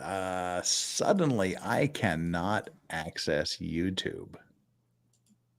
Oh shit! That's kind of weird, but we're still here on stream, so you Yeah. know, that's okay. Wait, let's switch the doggos around. Yeah, huh. That's interesting. Let me manually do it. Yeah, you're checked. You're still live on YouTube. Yeah. Huh. Well, this certainly is interesting. It seems to be a Microsoft Edge problem. Stupid Microsoft Edge. All right. Yeah, I hate it. I hate it. I only use Microsoft Edge when I stream myself. Everything else is on Mozilla Firefox. Because I don't really Okay, let's do this. While for some reason I can't shut this down because then I'll lose all the things that I have tabbed. If you can pull up his opening statements in a video, that would be awesome. Dang it, this annoys me.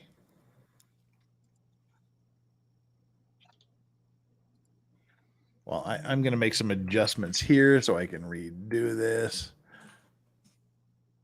All right, hey, bear with me here for a second, chat. We've had a browser crash that is annoying the shit out of me.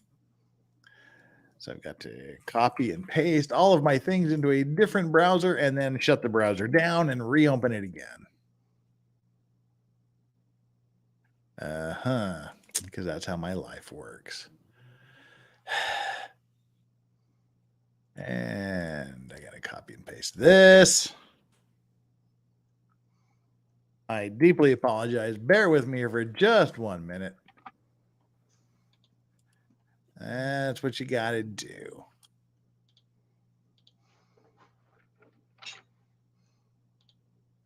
All right, copying, pasting. Sorry about this. All righty, let me shut this down entirely. Boom. I wonder if it works over here. You have the link in private chat with the time for the opening statement. Oh, hang on. I need to actually exit the stream myself.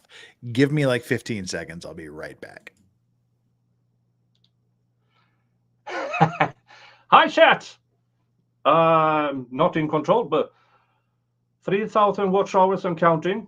I will have a video or a stream up later today about European chat control that actually affects USA. I will try to explain why in that video or stream.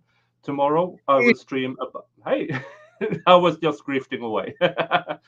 Tomorrow I will have a stream up about the 5 main issues in the Zachariah Anderson trial that I believe would be good points of appeal.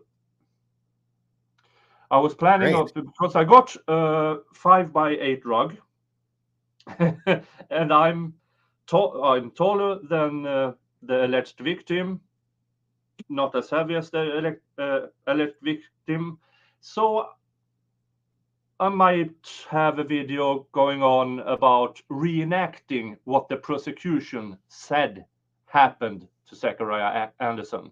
Oh no, to the victim. How a 200-pound man could lift a 270-pound man wrapped in a carpet without leaving traces. But I'm having issues with finding a 200-pound guy who can lift me with a rug. that should tell you a bit. All right. Did you post the link to that? Private chat. I had to bail out of it. So Okay, but posting again. I think I'm here because the prosecution, her opening statement was about 10 minutes long. Do you think? Tops, not long. Yeah. So the opening statements by the prosecution were about 10 minutes long. So it was very short and to the point. This is what he did, and we're going to show it. And then it was the defense's turn to put on their arguments, their opening statements. This is the prosecution follow-up, the defense lawyers' opening statements in their entirety. This is the entire opening statements. One last ditch effort to not be held. Finish. So at the end of all the testimony, ladies and gentlemen, I will ask that you find the defendant guilty of all 9 counts. Thank you. So let's watch the Thank you. entire opening Who's doing the statement. defense's opening? Go ahead. Thank you.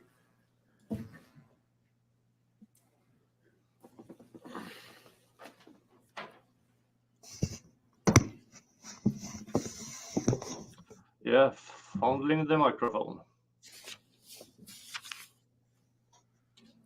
Ladies and gentlemen of the jury, as the state mentioned, you're going to hear a lot of evidence and you're going to see a lot of video footage during the course of this trial. All I ask is that you keep an open mind, use your own eyes and ears to determine what happened in this case. And most importantly, I ask that you hold the state to their burden of proof to prove each element of each charge against Mr. Brown beyond a reasonable doubt. I'll be back after all the evidence has been presented, and I will ask that you return a verdict of not guilty. Thank you. And that's it. Right. For the evidence starts and That's it. How many seconds was that? 32 seconds. His opening statements was 32 seconds.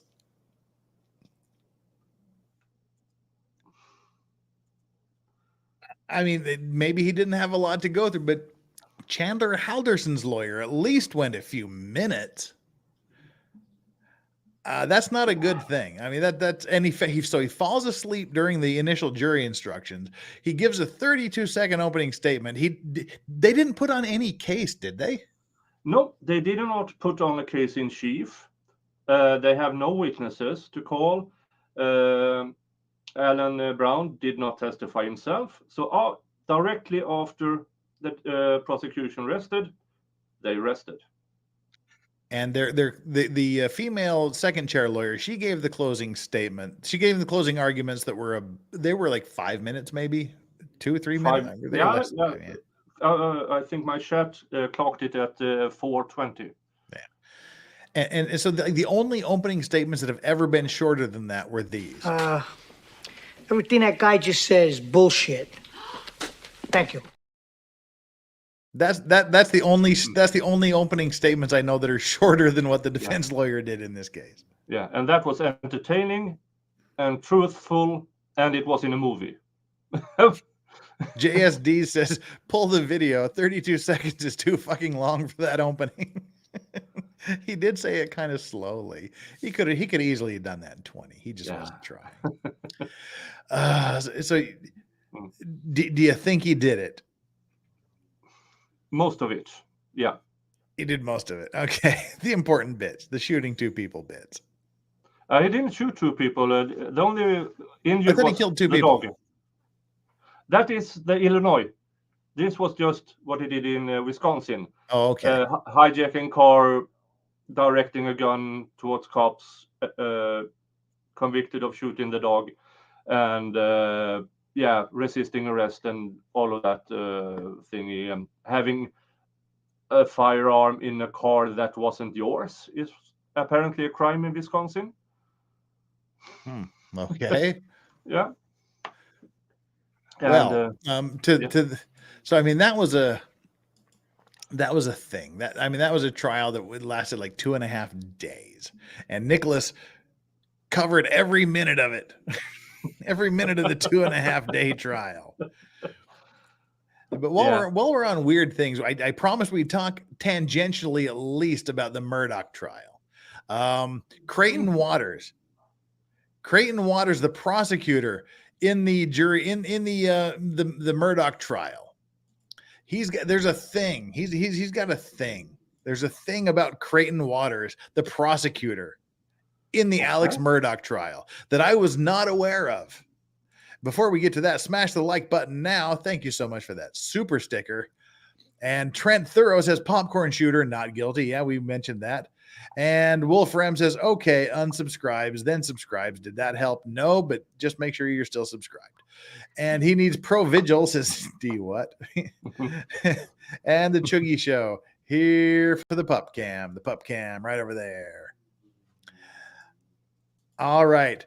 This is a little insight into the prosecutor in the Alec Murdoch trial. Wait, where'd we go here? At 15, I realized as much as I like sports that I wasn't going to impress girls with my football skills, so I had to think of something else. So I started playing guitar, and I've just kept it up over the years. Had a law school band, college band, and then a law school band, and then reconnected with some high school friends and formed a band there. And so he's a guitarist. He's been in several bands, but how good is he? And did the Sole Purpose thing with some other high school friends, and it's just been a lot of fun. And so, I always joke I'm just doing this law thing until the music career takes off, which it's obviously not.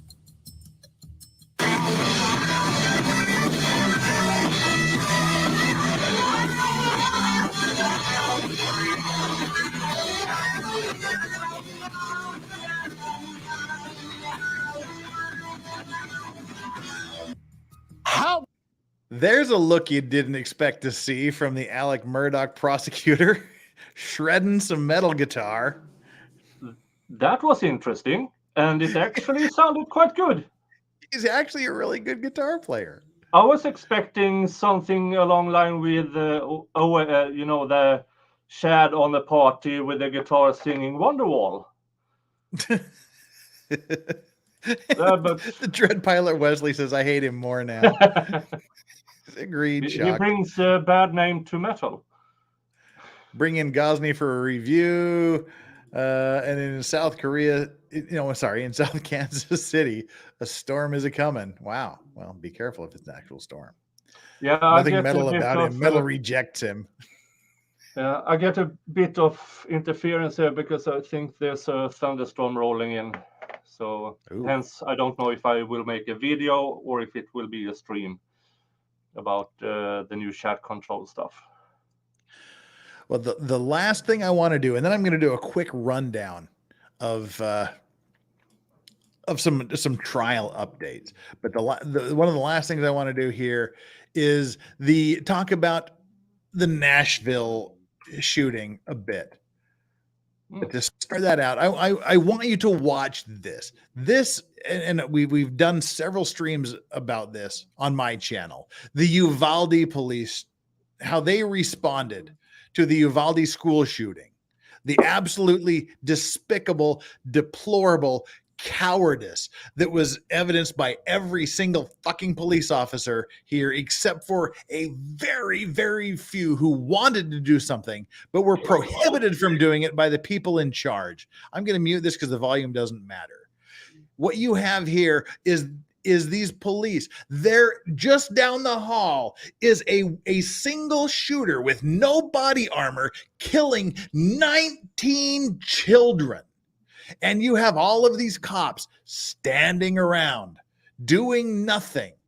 They're fucking around with their helmet. They're putting fucking things around on their head. You had officers over here sanitizing their hands. And this is 50 minutes into the standoff. 50 minutes.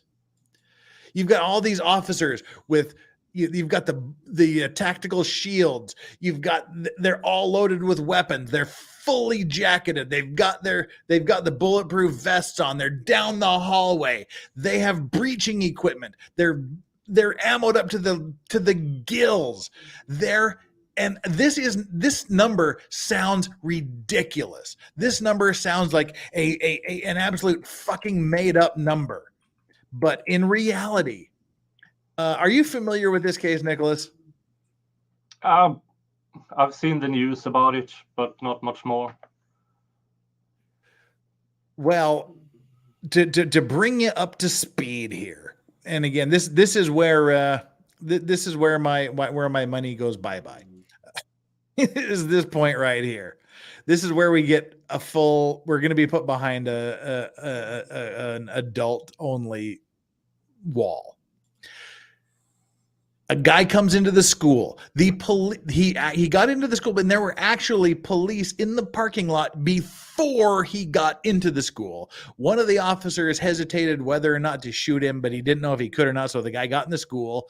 He was there shooting 19 children for 77 minutes before the police entered the room and took him out. 77 minutes, an hour and 17 minutes. He was in there killing children. And if you were going to put a lot of police officers on scene, how many police officers would you consider to be a lot, Nicholas? 10, 12. 10 police officers would be a lot. I want to get an exact number here. So how many police responded? I mean, when the Norway had this terrorist attack back in the day, the Breivik attack that killed 70 people, the amount of cops that entered the island was 16, I think. Nicholas, I'm going to fuck with your brain here. What you saw was a fraction of what happened. For 77 minutes, he was killing 19 children in a room. Well, 19 children and a couple of teachers. Well, I guess total, I think it was total 19, but there was students and then a couple of teachers. For 77 minutes, they did nothing. For over a half an hour, I think it was about close to 45 minutes, the police chief was looking for a skeleton key, a master key to get into the room. And that door was never fucking locked. They didn't even check to see if the room where the shooter was locked. In fact, the door was broken and could not be locked. And all of this shit was going on. If you want to watch some weird shit, watch my Uvalde streams. But one of the important things here for this 77 minutes that this shooting was going on, there were 376 law enforcement officers on scene. There was 376 law enforcement officers on scene. While this guy, one kid, was in a room murdering children, and they didn't do a single fucking thing to stop him for 77 minutes. Well, 376. All of them had a master key. Kaboom. Open. Yeah, they had breaching equipment there after 4 minutes. 4 minutes into it, they had breaching equipment. Well, that's 376 police officers and some chiefs that should not be police officers and chiefs. Yes. It wasn't the entire department. It was the entire school department. It was the entire city department. They have border patrols there. They had the SWAT team there. They had nearly 400 officers there. And then we had this thing at this Christian school in Tennessee. And this is how it went down. This is what every one of those goddamn cowards in Uvalde should be forced to watch every minute for the rest of their goddamn lives. This is what should have happened. This is bravery. These are some heroes. These are the people who really give a shit about the children. watch how quickly this went down.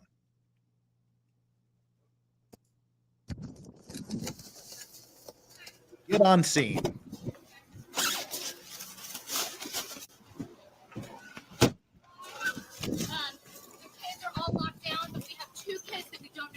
Okay. Okay. Yes, ma'am.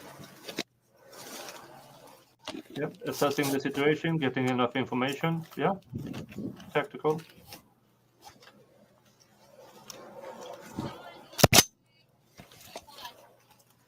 One guy. Into my window zone. They're upstairs. One guy is going in. Give me three. Let's get three. He wants 3 guys. He calls for 3 guys. 3 guys volunteer. They just said they heard gunshots down there. They get the master key to unlock the school and they go in. I need 3. 4 guys. 376 versus 4. Metro Police. Good area control. And you saw the Uvalde guys. They have all of the armor. They have full tactical gear, full military protection. And they're fucking around, sitting around, hiding behind their shield. These guys have nothing but the weapons on their back and perhaps some body armor under their shirt. And they go in. Open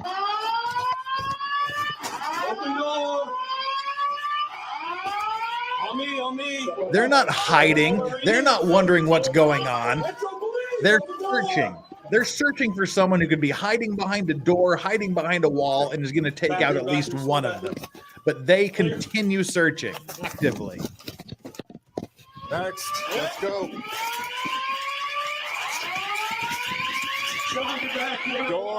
Door. With me. Hold the door. Next. Open it. I got it.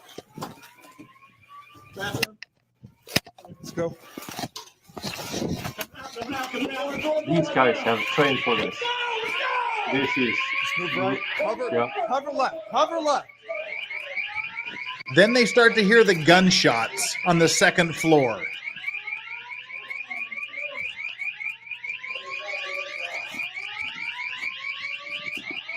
Take this with me. Take this. No, that's locked. Take this door. Take this door. Take it.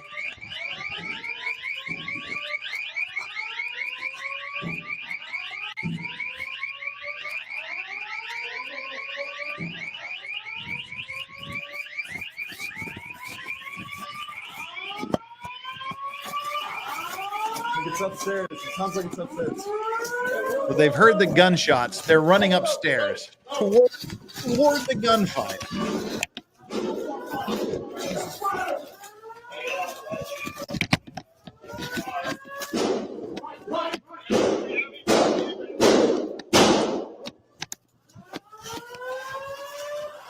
Push an LPB up. Push an LPB up. Reloading. And it's over. That took 3 minutes and 13 seconds from the time the officer got there and started opening his trunk.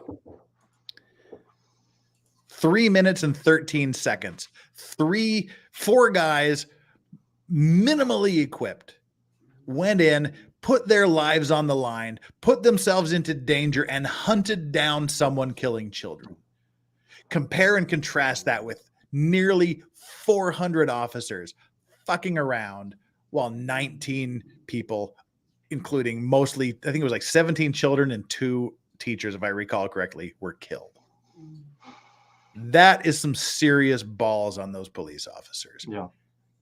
God bless them for what they did. And it doesn't matter who the shooter was.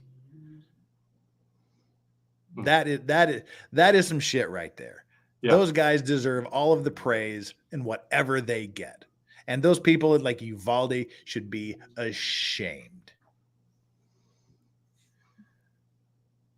there's really not much more I can say about that. I don't know anything from you, Nick. I have nothing more to say. Those videos speak for themselves as far as I'm concerned. There's a principle called Peter's principle. In every hierarchic organization, you get promoted to your level of incompetence. So reach it sooner, because the person who is promoting you has already reached its level of incompetence. Right. So they will always promote people who are worse than them because they will not be overtaken. That's Peter's principle. And that, I can see that in the Uvalde. That somewhere, somehow, someone who had no business in the police force managed to get promoted. And it ruined everything. And then you have almost 400 cops fucking around, picking noses, scratching asses, and letting kids get killed. 400 cops for more than an hour. And the guy's behind a door that can't even be. That just enrages me. But these four guys, absolute heroes. They deserve every accolade you can possibly give them. And Mang says, I was having a crappy week. This rant today with your crew has made my day. Looking forward to more of your streams. Well, those are the major issues I wanted to cover today. And I'm sure that we are very, very close to being completely demonetized. Well, I mean, we're going to be put behind like an adult paywall here before we're done, because that's just how they roll. But the one thing I wanted to now before I go, and I'm like already 30 minutes late for Eric Hunley's stream. He knows we're going to be late. I wanted to just kind of give an update on some of the other hearings that have been going on, because people have been asking about what's going on with this trial, what's been going on with that trial. And so I want to bring up a few things here. Let's start off with Taylor Schabusiness. I had a lucky experience of having someone here from chat who was actually in the courtroom when Taylor Schabusiness was having her competency hearing. And if you don't know who Taylor Schabusiness is, shame on you. We're waiting for that trial.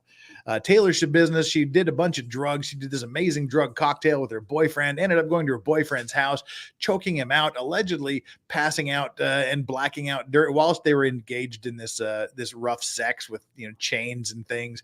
She wakes up and says, wow, I'm choking him out. I guess I better see what happens, and kept doing it, and eventually chopped his body up into little bits and pieces, scattered them around the house, put some legs in her van, put some, she told the police officers that she basically made a jigsaw puzzle and good luck finding all of his organs. Went through like 7 knives to chop him up into bits and pieces, and left his head and his other head in a bucket at the bottom of the stairs covered with a towel. And the victim's mother found her son's head and other head at the bottom of the stairs and called the police. She is now pled not guilty, by reason of insanity. And she had her last competency hearing the other day. And one of the guys from here that was here in chat actually went and sat in on the competency hearing. And this is the email I got. There was just one witness called to testify today. And this was just a couple of days ago. This was, I think it was last Friday, actually. There was one witness called to testify today, Dr. Matthew Seipel via Zoom. And he was the doctor that was the defense has gone through about 4 mental evaluations. They're desperately trying to get her declared incompetent to stand trial. And she attacked her lawyer in court in this lame ass attempt at getting sympathy or some shit a month ago. That's her. Okay. Yes, that's her. Yeah. So according to the judge, today's hearing was basically an opportunity for the new defense attorney, because her other defense attorney said, I'm out, to question the witness. Dr. Seipel testified mainly about a 13-page report he prepared for the court date on November 18th, 2022. It was about an interview he did with Taylor on November 17th of 2022, in which he indicated Taylor was competent to stand trial. Literally every person that the defense has asked to declare her incompetent has declared her competent. Taylor's attorneys asked about the diagnosis of bipolar 1, ADHD, depression, PTSD, psychosis, schizophrenia, and others. It sounds like there was only one historical basis for ADHD, depression, and bipolar 1, and then the rest were basically self-reported by Taylor following her experience with the victim in the case. In addition, she self-reported childhood SA, seeing colored circles on the wall of her jail cell, thoughts of Jeffrey Dahmer, homicidal thoughts, suicidal thoughts, hearing voices and demons in the jail, issuing her violent or aggressive commands, and self-labeled psychotic behavior. Again, it sounds like most, if not all, of this reporting began after the beheading and other post-coital activities. Yes, because not only did she kill her boyfriend, she pleasured herself with his body for 3 hours after death, and also played with his little organ, even though he was not alive to enjoy it. It's a bad case. Again, it sounds like most of this report after the defense made the argument that he was ethically unable to ask the witness to review additional documents, reports, etc. once his report had been submitted to the court, which occurred prior to his involvement in the case. That was about it. There was one person ejected from the gallery for repeated outbursts. I believe he may have been the boyfriend of the victim's mother. He had earlier been escorted into the gallery by someone I believe to be a victim advocate for the prosecutor's office. The only reason I know this is she kicked me out. She kicked me out of where I was sitting. The trial is scheduled for the week of July 24th, with jury selection to occur on Friday, July 21st. Both sides have until April 24th to submit jury instructions and verdict forms, and until May 24th to submit any motions. There will be a pretrial conference on July 17th at 8:30 a.m. So that's the Taylor Schabusiness update. She has finally been declared competent to stand trial. Her trial starts on July 24th.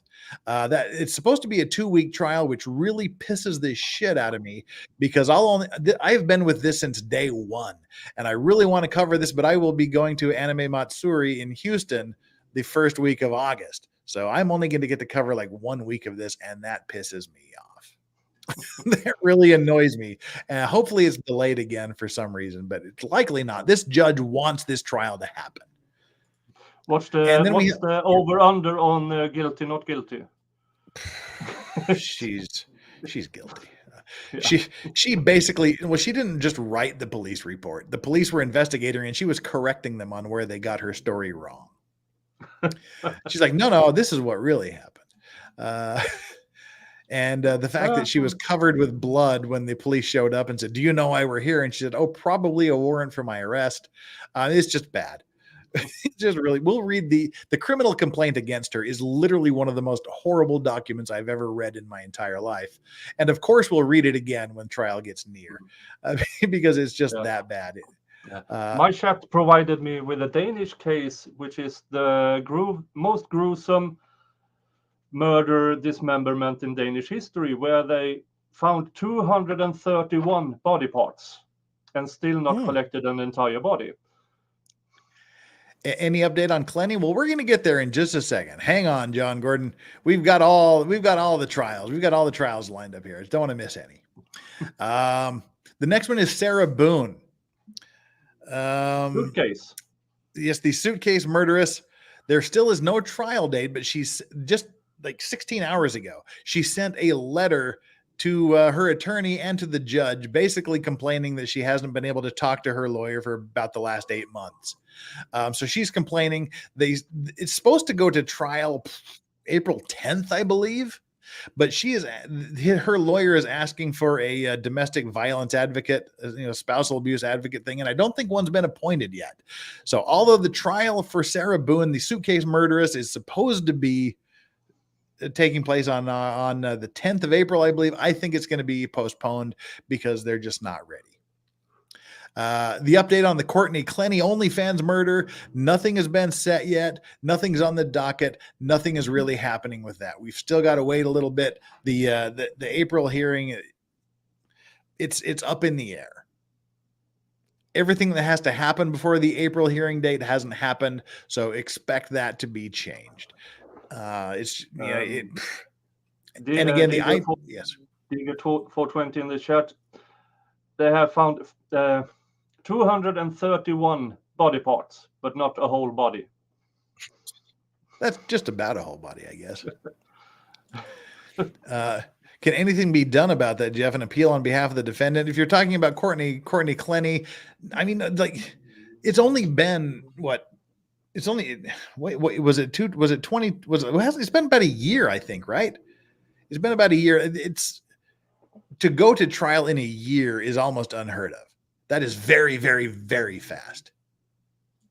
So it can be years and years and years, like we're seeing with the ice cream murderer. His retrial is taking place 12 years, 13 years, 12 and a half years after the incident happened. So yeah, it's not that big of a delay yet. And we talked about the eye drop murderer, who had a ward. She was in charge of caring for someone. So she replayed, but she was stealing all of her money, and then she was about ready to get caught. So she decided allegedly that she was going to delete the woman. So she switched out some of her water with eye drop medication, which did her in. That's what the prosecution is alleging. There's still nothing yet there. The trial was supposed to take place on February 27th. The judge in that case is Judge Doro, who is the judge for the Darrell Brooks trial. She is presiding over this case. So we'll get to that when it comes, but there's been nothing is scheduled in that trial yet. But one thing that was interesting was a year before this, researching this case, that's when I learned you could actually kill someone by giving them Visine eye drops in their water. But there was also another case a year before this where a woman killed her husband with eye drops in her water. So I'm wondering if there was a little bit of an overlap. And if you may remember, there was a Colorado Springs murder at an LGBTQ plus nightclub where the guy went in and shot up a bunch of stuff. He killed a bunch of people, injured a lot of other people. And then one hero guy and one drag queen just beat the living Jesus out of this guy. He shows up like all covered with bruises, scars, and scrapes. There's been a development in that while they're doing all of these motions and stuff. Apparently, there's been some evidence that the guy that shot up the club, who identifies as non-binary and uses they, them pronouns, was also running a neo-Nazi website. Yeah. So figure that one out. Then we have the case of Leilani Simon, who allegedly, and I use the term allegedly very loosely, killed her child and didn't do anything about it. And the entire area, they were sweeping the entire area, and they eventually found her baby's body in the landfill, in the dump, about a week later. And her mother was like supporting her in all of this. She applied for bail recently, and she was denied bail. So she's not going anywhere. Leilani Simon is staying in prison until her trial. That's a horrific thing. And then lastly, we have the case of Shanquella Robinson, who went to Mexico on a vacation with her friends, and there's video of her friends literally beating the brakes off of her. And then she turned up missing. She didn't go home with them. They told a bunch of stories about what happened to her and where she went. It turned out that that actually differed from reality quite a bit, but there's still been no charges in the Shanquella Robinson case. They're still trying to deal with the Mexican jurisdiction and their jurisdiction, but now the FBI is getting involved. The FBI is conducting an investigation of that case. So we may be able to see something eventually. On that note, I guess that's it. I'm like way behind. I'm nearly an hour late for Eric. I'm so sorry for Eric. And what's going to happen here is when I shut down this stream, we're going to be automatically redirected to Eric Hundley. Tell him it's a legal vices raid, and I'm going to be there in a matter of seconds. Thank you, everybody. Thank you, Nicholas, for being here. It's deeply appreciated. We're glad to have you here, and we look forward to talking to you in the very near future. Everyone, go to Nicholas Starov, Union Rep, Labor Law. Go to his channel, subscribe to him, get his watch hours up. Eric Hundley is a great guy. You're going to want to follow us over here. Just go over there and watch it. He does a lot of really cool stuff. Eric Hundley, you won't regret it. And Nicholas Starov, it's a Starov. Nicholas is his Twitter handle, so go figure that out. And subscribe to him follow him on Twitter, subscribe to him on YouTube, get his numbers up. And let's see if we've dropped below 36,000 yet with all of my opinions. 36,003. We've got 2 more people. Whoever the 2 of you were that recently subscribed, you rock. The 664 of you that are here now, if any of you haven't subscribed, I would deeply, deeply appreciate it if you would subscribe to my stream and subscribe to my channel and like this and follow us. Monday, we're going to be doing an unexplained stream with Flux and Danny on direct in about 8 hours. Monday is a Maritime Monday thing. Tuesday, we're going to be talking to Solomon Anderson, Zachariah Anderson's brother. We're going to be talking to his sister on Wednesday, and we're going to be doing some OJ Simpson streams on Thursday. And the next Friday is our Fuck It Friday stream, where we're going to have people, including Nicholas, on my channel to hang out. Guys, thank you so much. Mods, thank you so much for being here. Chat, thank you for being super chatty. We got the dog cam. Thank you so much for the generous. We got 999 likes. One more likes gets us to 1,000. Some generous super chats on the last day of the month.